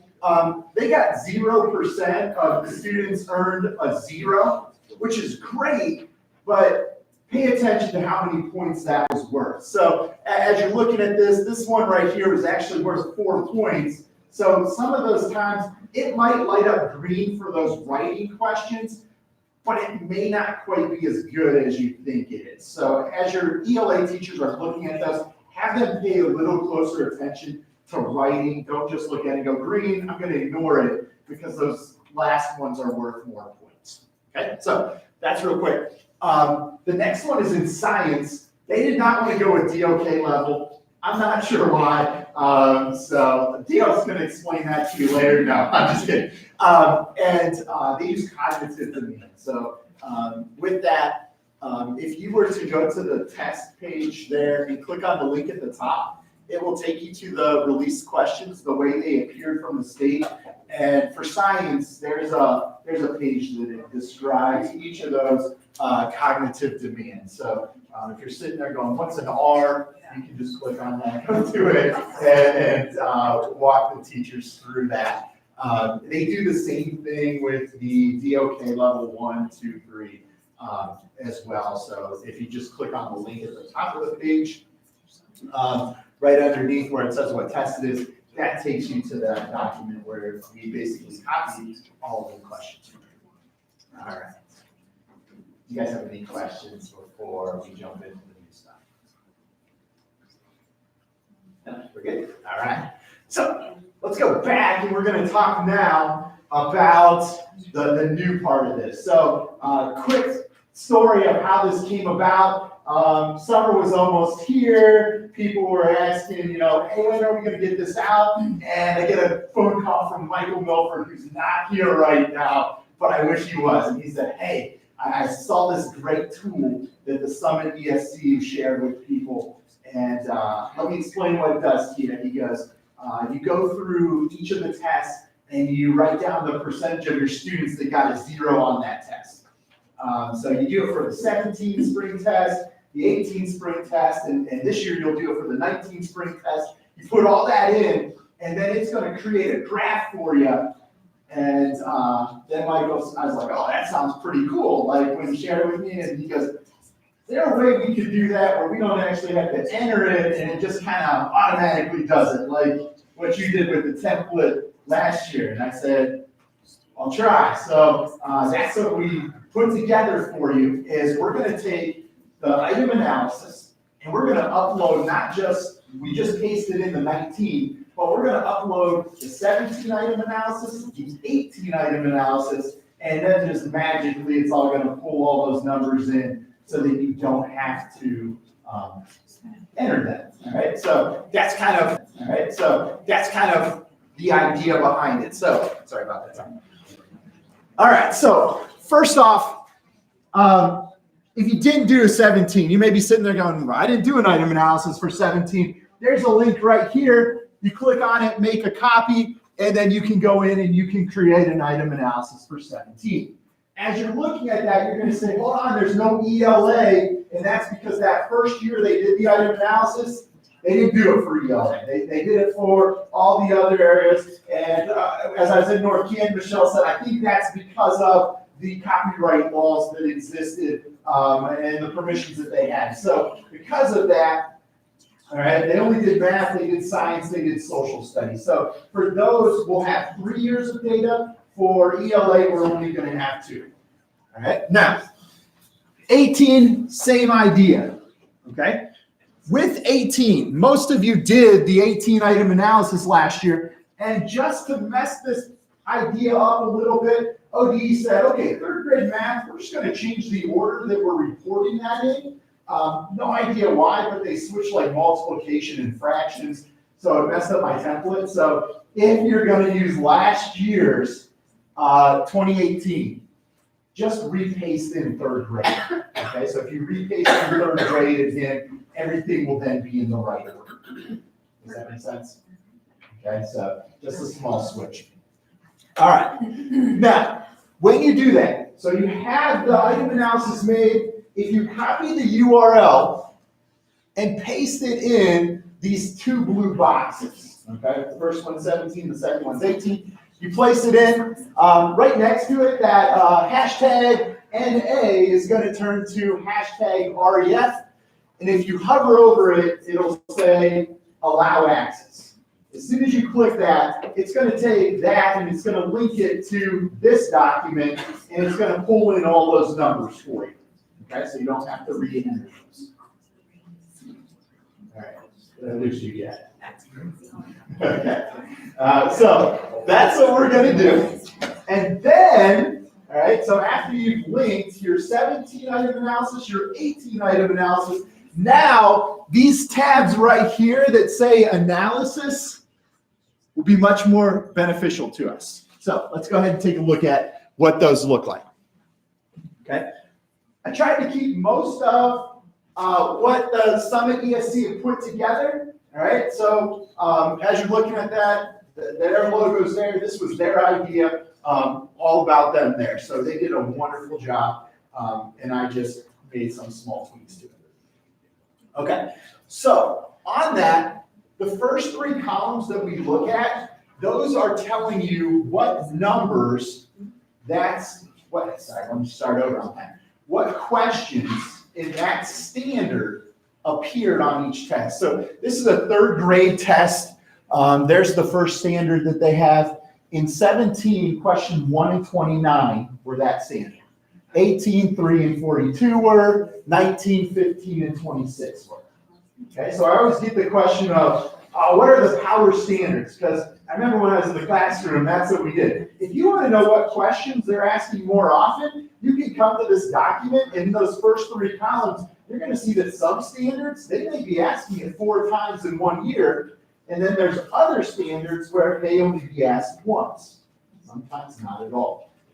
But, all right, they should ask every standard At one time, and every 3 testing cycle, each standard needs to be tested in state law. So end of course, think about that, there's 3 testing cycles per year. And then the course exam, so every standard is getting questioned once every 3 cycles. 7th grade math, it's really once every 3 years. Does that make sense? Yeah. Yes. So, yeah. Say the end of course exam one again. End of course exam, you have a fall test cycle, a spring test cycle, and a summer. Yes. So a standard has to appear once every 3 cycles. So in an end of course, every standard is getting tested every year, but it really depends on your cycle on whether or not it's falling. If that makes sense. The old days of OAA, OGT, there was that standard that 6 years in a row never showed up. He kind of just figured, wipe off. Now you know it's going to get tested in a 3 testing cycle. So not to digress, and Brian, I don't want to interrupt you. No, you're good. This is like magic to me. Would it be advantageous for retakes to always happen on in a certain testing window? No, because you don't know when that cycle. Okay, that's what I mean, like, okay, yeah. You understand what I'm saying? Yeah, I knew where you're getting at, but Yeah. you can't get it that close, but you'll notice that if you see, especially in the middle school, elementary, a standard may not have gotten tested in 17, 18, or 18, 19, you know it's gonna be tested because of that cycle.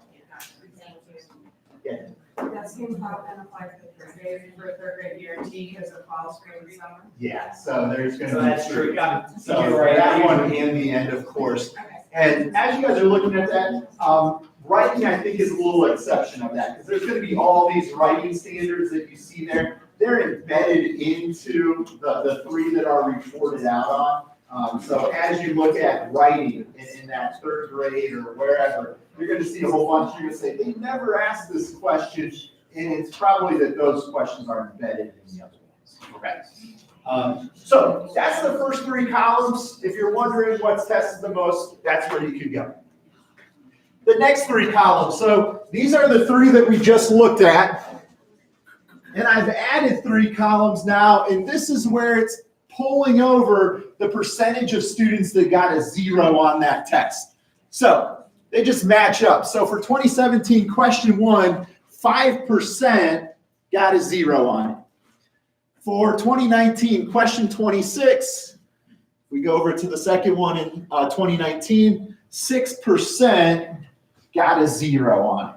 Okay, so those will just match up. And then, rather than looking at all those numbers, because I know that's a lot, what we did in the last 3 columns there is we just averaged them together. All right, so the 50 and the 6, we average them together, and we get a 28 there. Okay? All right, now, I know that everybody's not a math person, so we graphed it for you. Okay? Now, as you're looking at the graph, and I should have backed up and said this because it's super important. As you're looking at these columns, we want those numbers to be really low. Okay? That's the percentage of students that earned a 0. So if you're looking at your graph and going, man, we're knocking out of the park, we got some high bars here. You're reading the graph wrong. So when you're looking at this, you don't really want bars, or you want them to be very small. Okay? So as I'm looking at this, this is really a good look for your graph. this standard right here. And the reason I say that is because you notice that the bars are going down each year. Okay, so our percentage of students that got a 0 has gradually declined each year, and that's awesome. That's what we want to happen until that bar is so small that we can barely see it. Okay, as your teachers are looking at this, if they click on the bar, it'll actually give them the exact percentage that was averaged there. So this is just a screenshot, so you won't see that. But if you were to click on the bar there, it'll say that that is 24%, all right, for that bar. Okay. And then the last thing, and I didn't take a picture of it, all right, is you're going to still have those links there. So as your teachers are looking at the bars, they're seeing their 3 years of data, and they're going, okay, this one right here, this first one, we were doing so well, and then it really shot up. The link is there, okay, so that you can see all the types of questions that were asked like that. If I'm looking at that first one with the teachers, I'm also going back and looking at this. So there were 2 questions there. One of them, we did what we would expect to do on it. This one question, though, really jumped that score up. Okay, so if we could look at what that question is and see, you know, what did they ask that was different, or what did our kids struggle with there, that will give us a good idea. Maybe that's something else that we have to introduce in, or maybe we didn't go in depth enough with that. Okay. All right. Ryan, question. Yeah, go ahead, Ryan. Idea when an individual teacher value add data is coming in?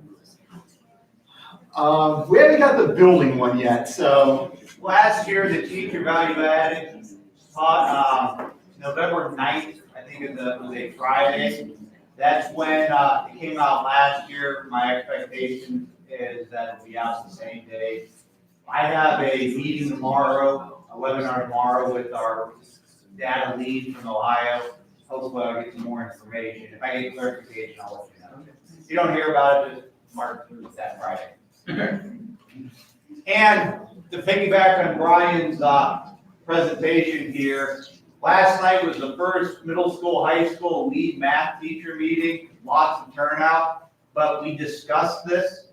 So you will be, some people may be reaching out and saying, if you haven't gotten your data, I explained to them that the spreadsheets have been released, but that, you know, some of you may be doing different PD, and that, you know, please contact you. No throwing under the bus. I just said, hey, that's who you need to contact. Thank you. But they know it's there, they need it, and like Brian mentioned earlier, I have like an email list of a couple hundred people across the state that I shipped this out to, so they're calling Brian too. So we're starting a fan club, and I'm sure it's made for Brian's face. No one wants that. Real quick, guys. If you need help putting this together, I'm happy to help you out. It really, I'm getting pretty quick at it, so we're just running through that. The other thing that I want to tell you guys is we would like to put all the data together to create this for the county so that you have something to compare it to.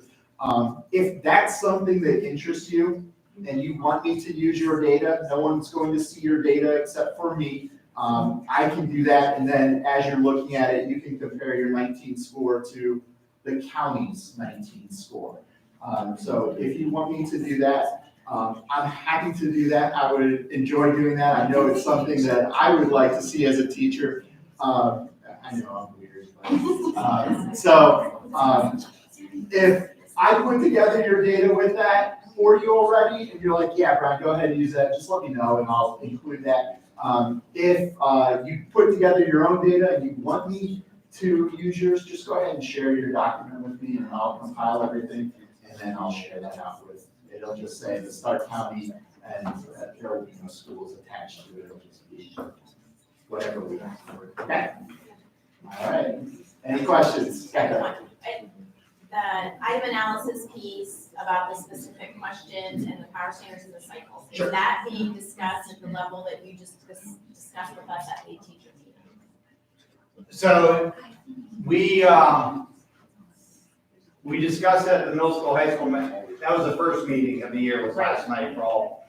It was brought up that there is no longer a standard that doesn't exist. Everything will be brought up. I did a presentation in a really nice part of the state earlier this year, over by the Mountain District, and I did mention it to them during the value-added discussions that we will make sure we tell everybody. Every standard will be tested within a 3 testing cycle, not just the 3 years.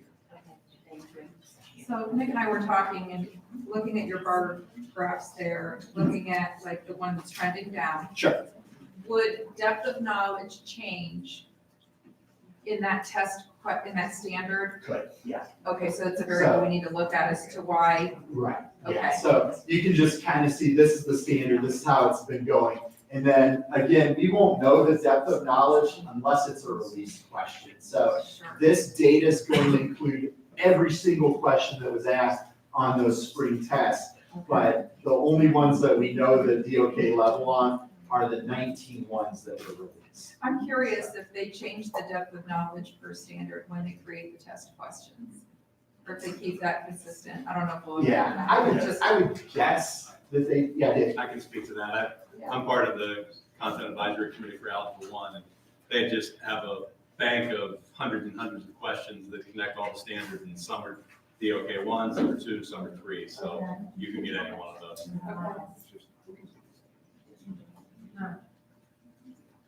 Anyone else? All right, that's all I had. So we're not going to take another break. I'll go, yeah, there you go. And I'm going to turn it over to Jay and Dickie.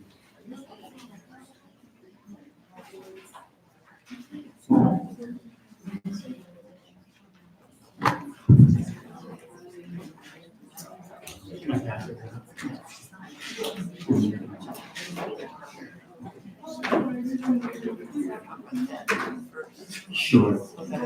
All right, so I don't know why, but the spark must have been hard up. They asked Nikki and I to lead the dad group this year.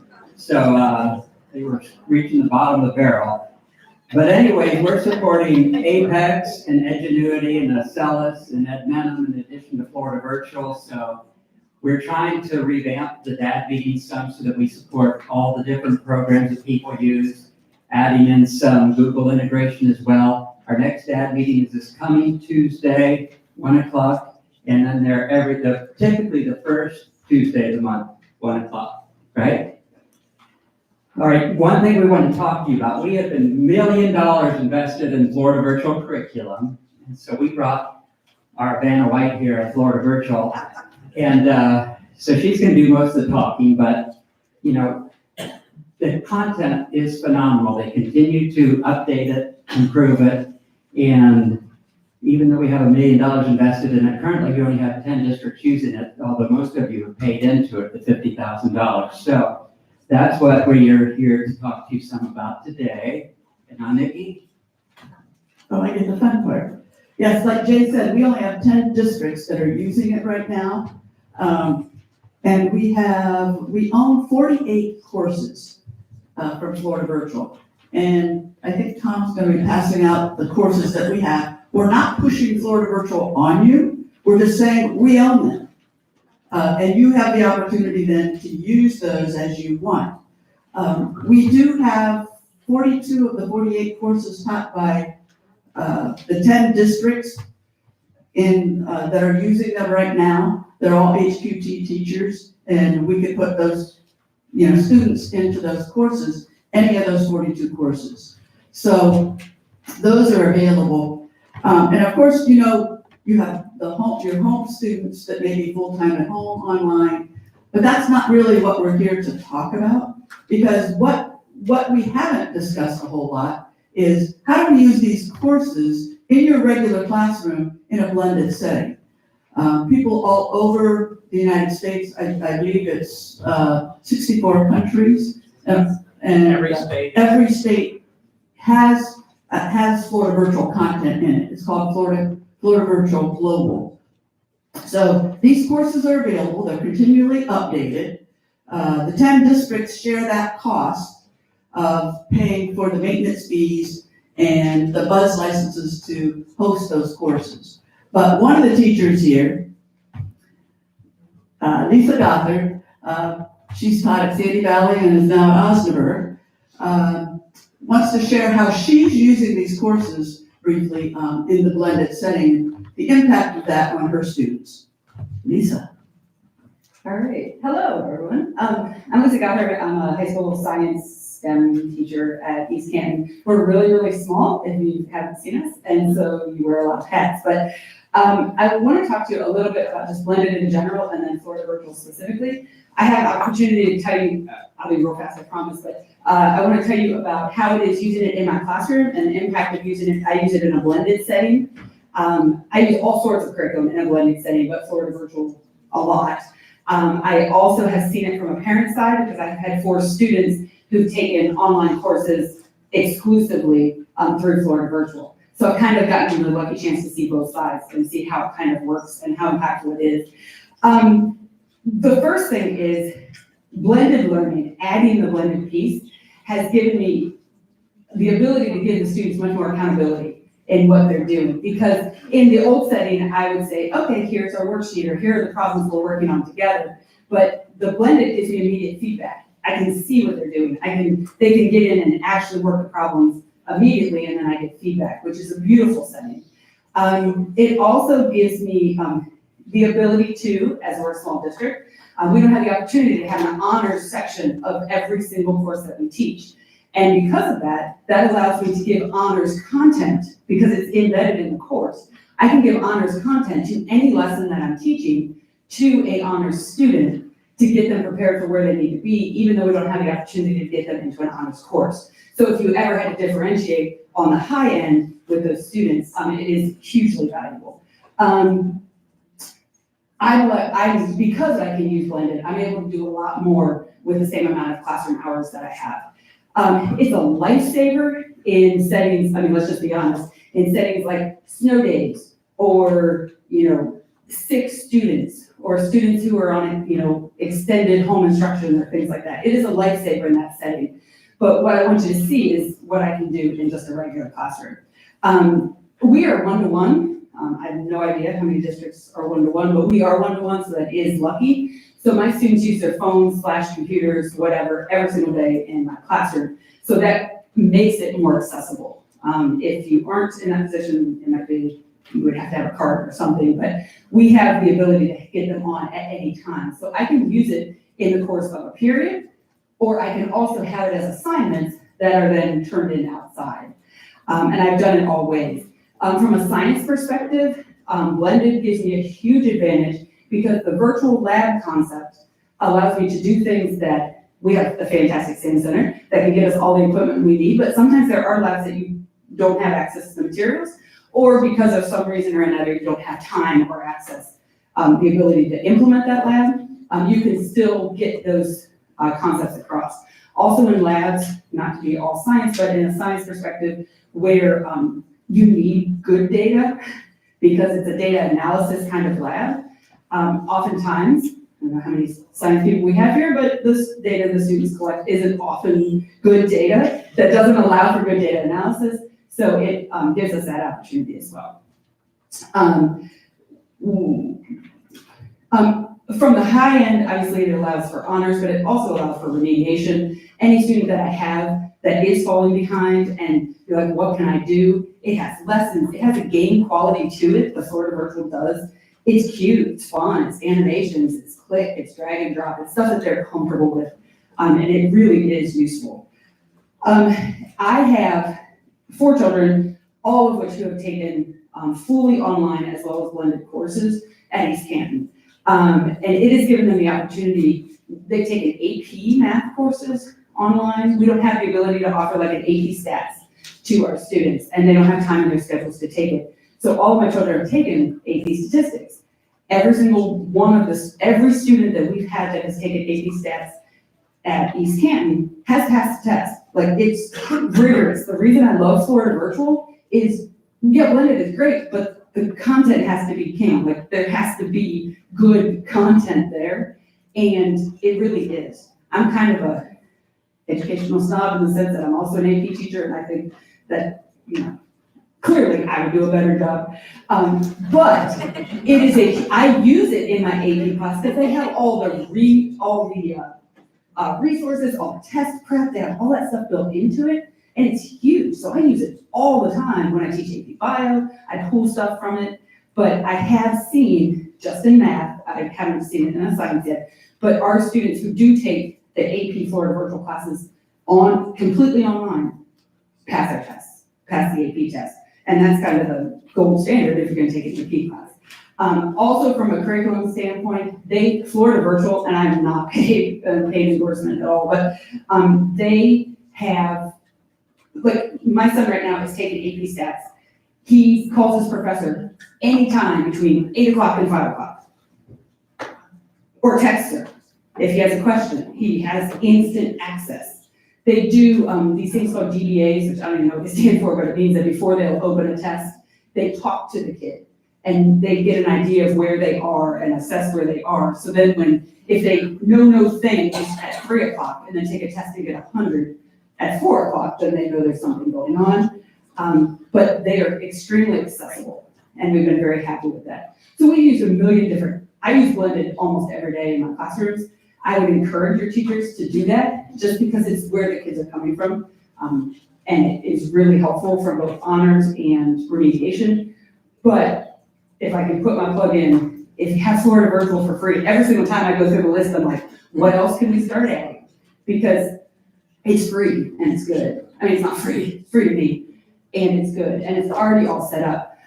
One small thing, we have, not to be mentioned, but we may have a AP teacher who may or may not be having a baby this year.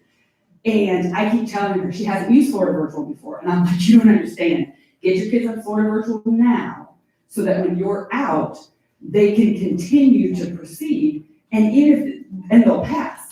They'll pass the test. So in a situation like that, it's also great. She did a nice job. You didn't even mention where your kids are going to school. One's becoming a doctor. I have one in med school, a month into med school, so fingers crossed, she's gonna become a doctor.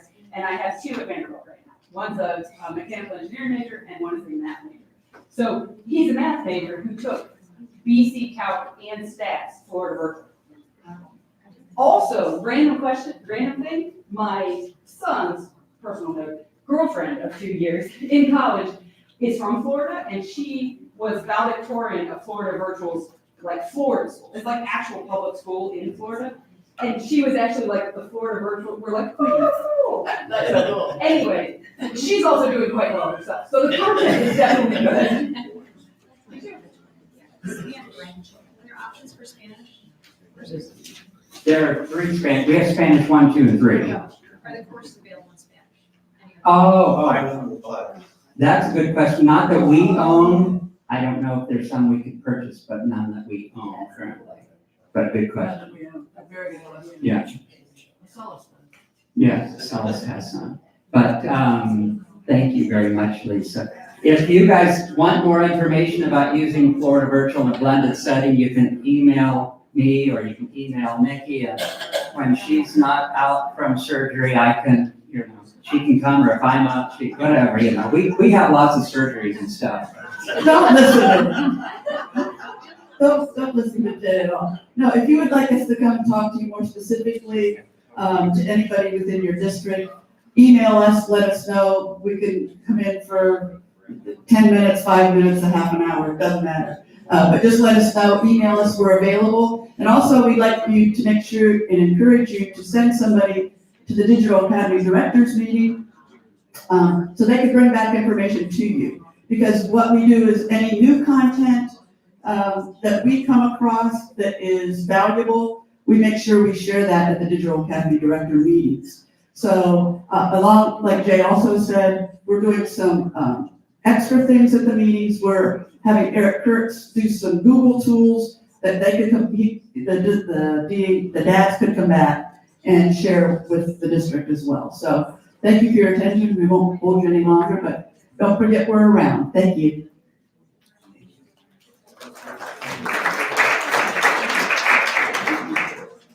We're gonna move on to announcements. I guess I didn't introduce myself for some of the new people. My name is Tom Nunziato. You may see a lot of emails from me.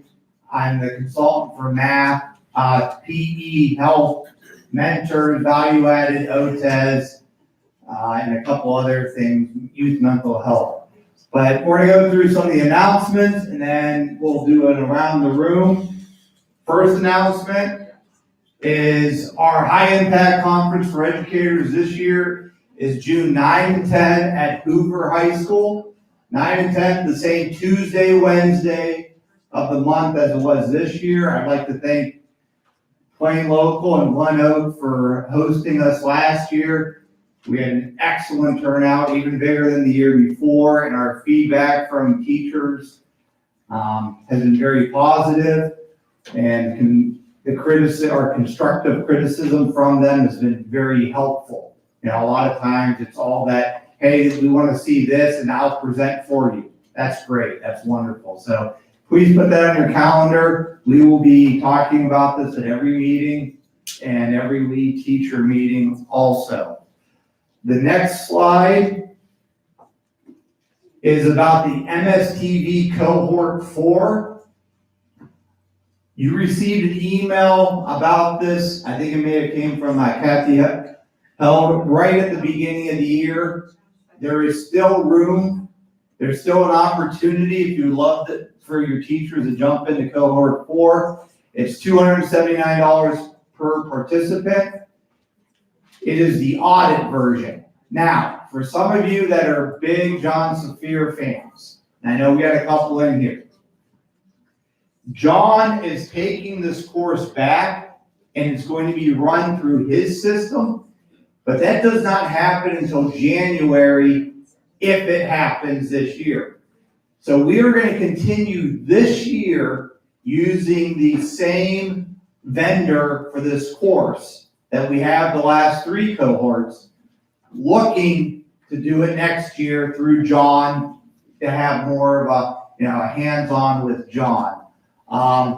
You can email through SEP. The email's up there, very similar to last year. Our goal is, as long as we have enough people, we are going to run some coaching like we did the last couple of years.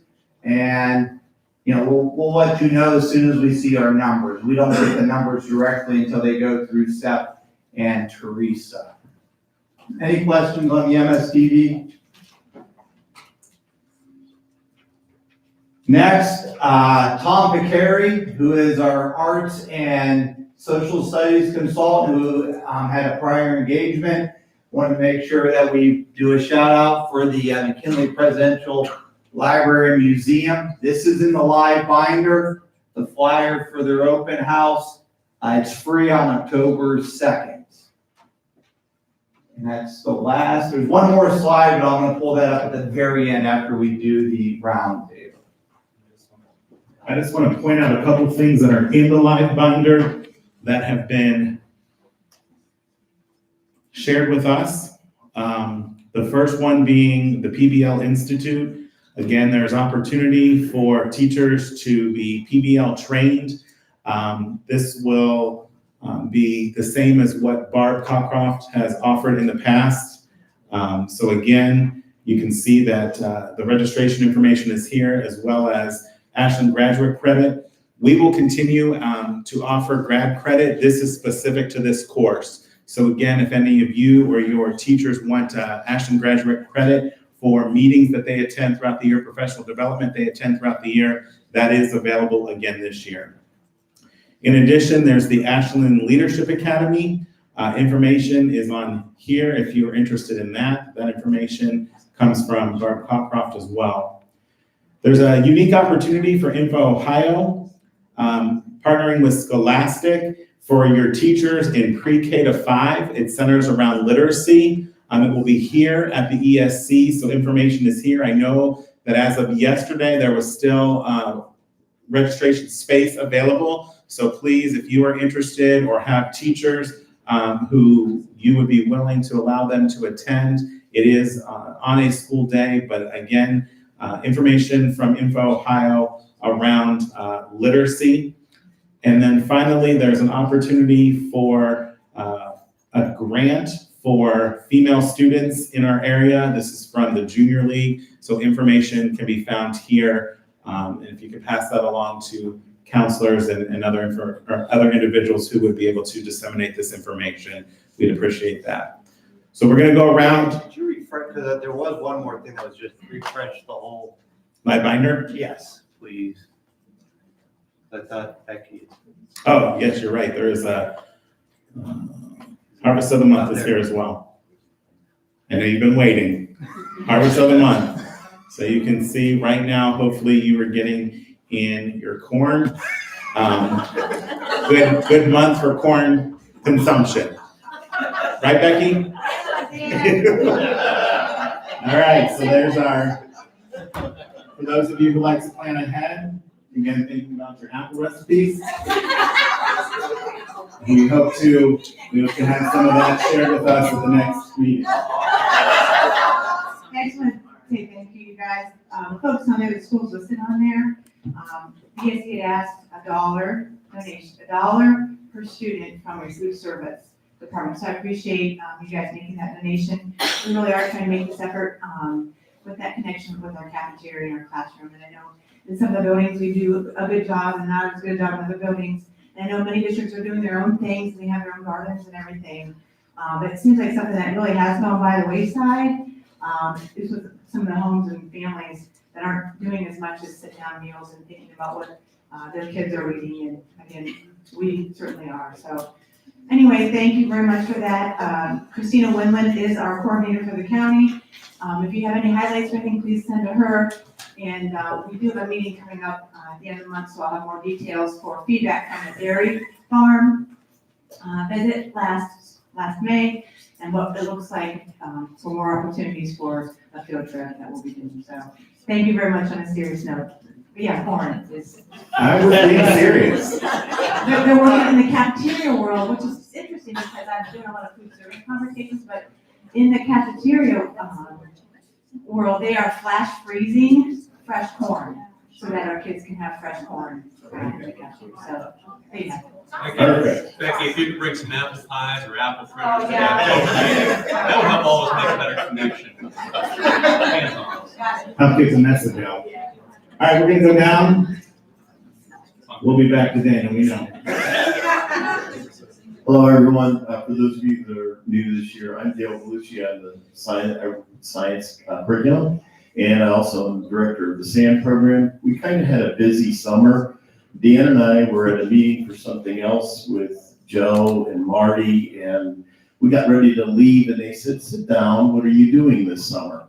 And we found out second week of June that we were going to move the entire SAM program over here. So we are now located right next door in the former LG building.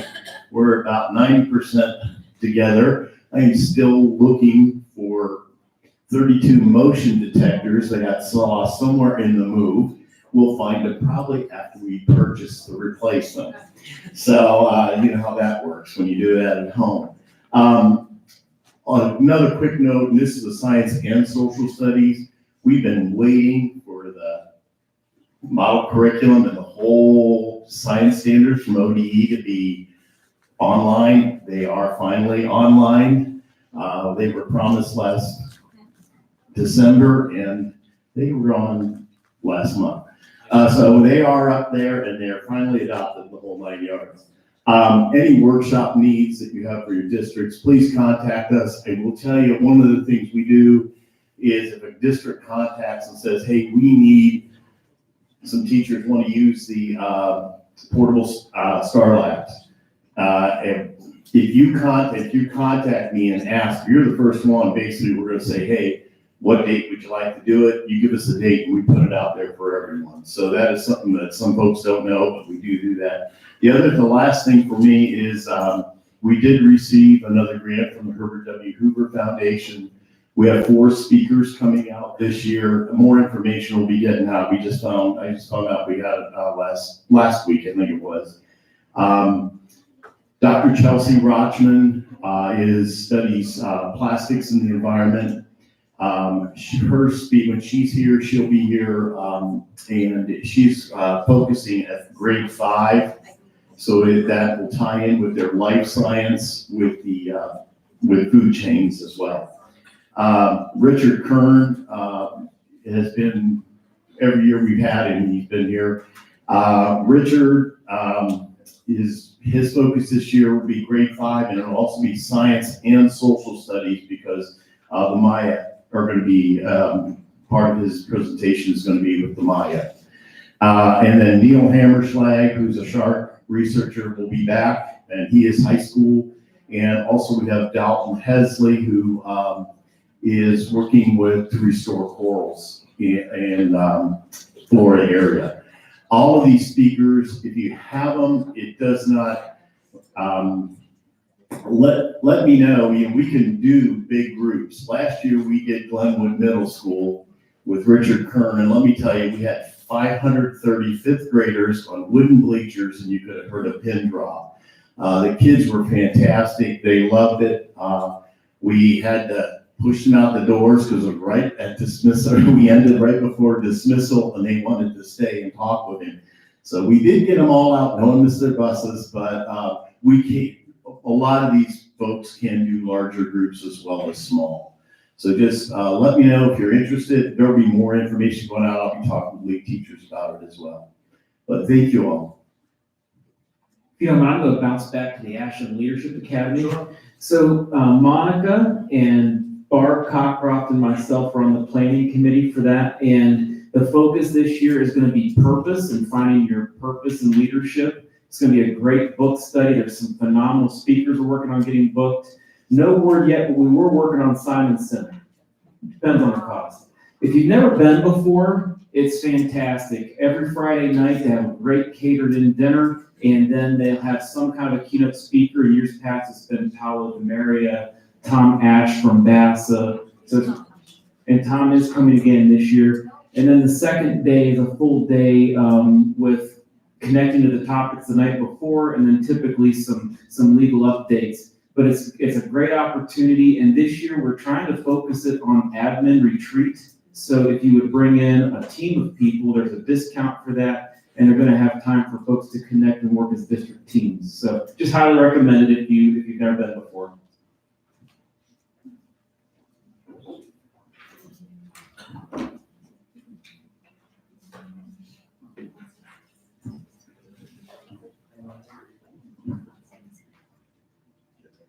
I have a question, but you don't need the mic. I just wanted to know if you have an update on value added. When are we going to see it? Value added. So value added is not going away. We discussed this last year. When it comes to OTES. I am part of the pilot. I'm becoming a trainer, so I'm going to get information as I get it. But value added is here to stay. The teacher reports, I'm expecting to come in that first week in November. They run them on a Thursday night, released on a Friday morning. Last year, for your teachers, maybe even you knew this, they showed up 3 a.m. So they were there before the teacher day began.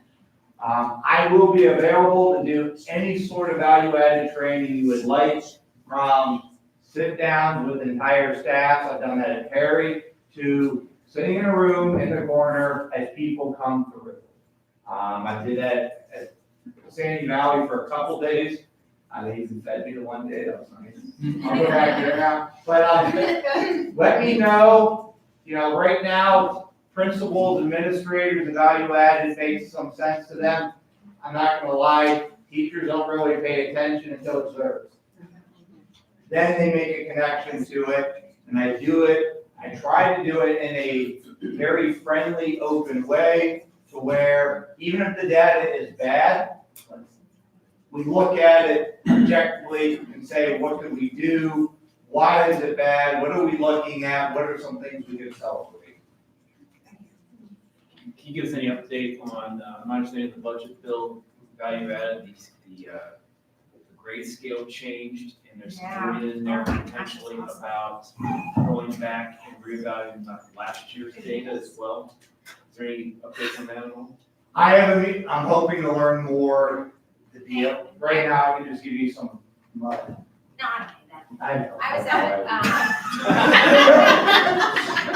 everybody knows I can talk about it. I was at a VASA update yesterday, and for the highest level, they've taken it down to anything greater than a 1.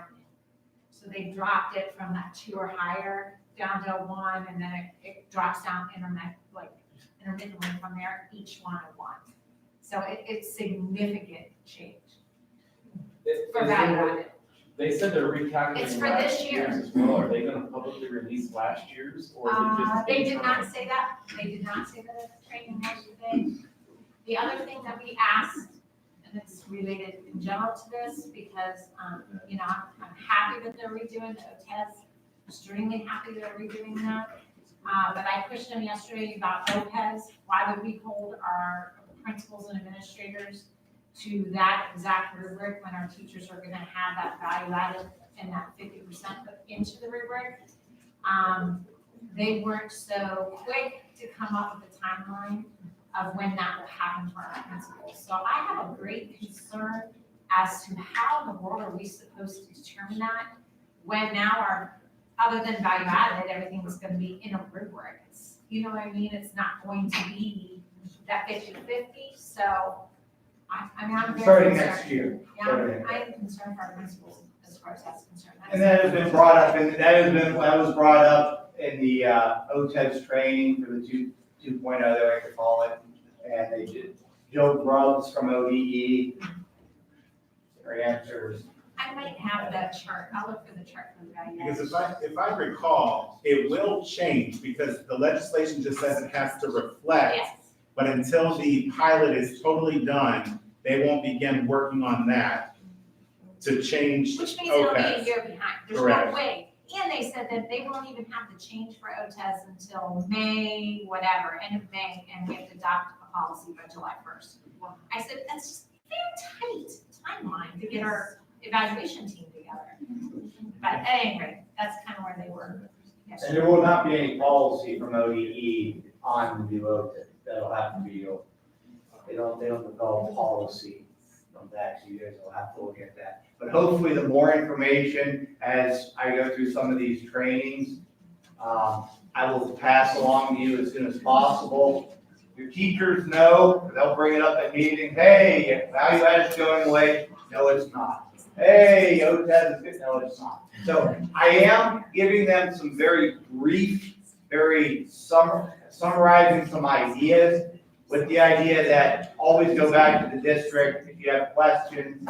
And I'd rather the communication go from me to you to your staff as much as possible, other than some very general things that they can find on the website that I try to clarify. Michelle? Any update on striving leaders for Ohio? You know, they applied again?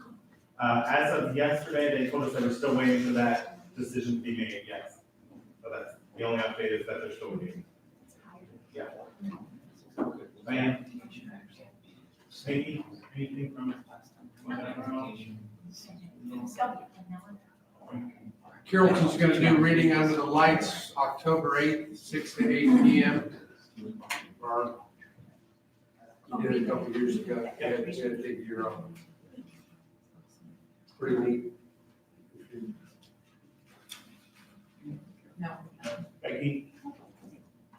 No? LaVon? Aspen? Went to the way? Back row? Ken, anything? I think with the information we received on the budget, that one thing that could be considered is the care team model falls under the student wellness and success. I mean, when he talked about developing a plan with community partners, every one of those partners sits on our executive board. So if, as that unfolds, if it's something that I can help with, you know, is using that model for, you know, some of the funding, can let me know. I will say, when Aaron and I were speaking in the hallway, I know many of you are probably already bombarded by vendors who have the amount of money that your district is getting for the student wellness. His word of caution, he knows that they're hounding individuals right now. But his word of caution is that's not what that money was earmarked for. And I'm glad he talked about the fact that it's also been things you're already doing. We have a lot that's happening within our districts. We have personnel that's already working on things. So be mindful of that. I think we will see an uptick in vendors that we haven't necessarily heard from before. I know the one I just received that was sent to Joe and myself had every single district and the amount of money that you have coming this year and next year, and what can they do to support. So just be mindful that you're probably gonna receive a lot of those calls and emails, but be thinking about what is best for your students. Also think about what Kay said. As you begin coming up with that plan that Aaron spoke about, how can we assist you? Again, I think some of what we already have in place with care teams, with the structures that we have with the teacher networks, a lot of that is already in place. So feel free to implement or incorporate that into your plans and let us know how we can assist with that. Like I said, there are new faces here today. If you did not sign in, please do. If your name is not on that list, please add your name, your district, and your contact information. We will have our administrative assistants update our email list according to the new names that sign in today. So please make sure if you did not sign in, if your name wasn't on the list, just add it to the bottom or the back, and we'll make sure that we get you added to the list and you get all the contacts that we send out. And the last thing, as you can see up on the slide, all the districts received emails to the CDs and the superintendents about connecting to the Ensuring Success Resource Center. Following our CD meeting today, Jay and Nikki are going to do an extremely in-depth. Basically, they're going to be here to help guide you through it. You have your passwords and usernames. So we're going to start about 15 minutes after the meeting ends for everyone to be able to, who's able to stay, to get information how to navigate it. You all had a taste of it last year during a CD meeting. It's now up and running, and it will continue to grow as more information is made available. We'll keep adding to this center. All right, thank you all very much for being here. 15 minutes, Nikki and Jay will begin going over this information, but this concludes our first ILC meeting of the new school year. Be safe, take care.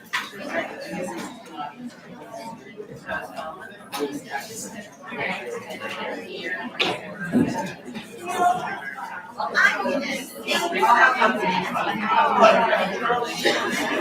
I'm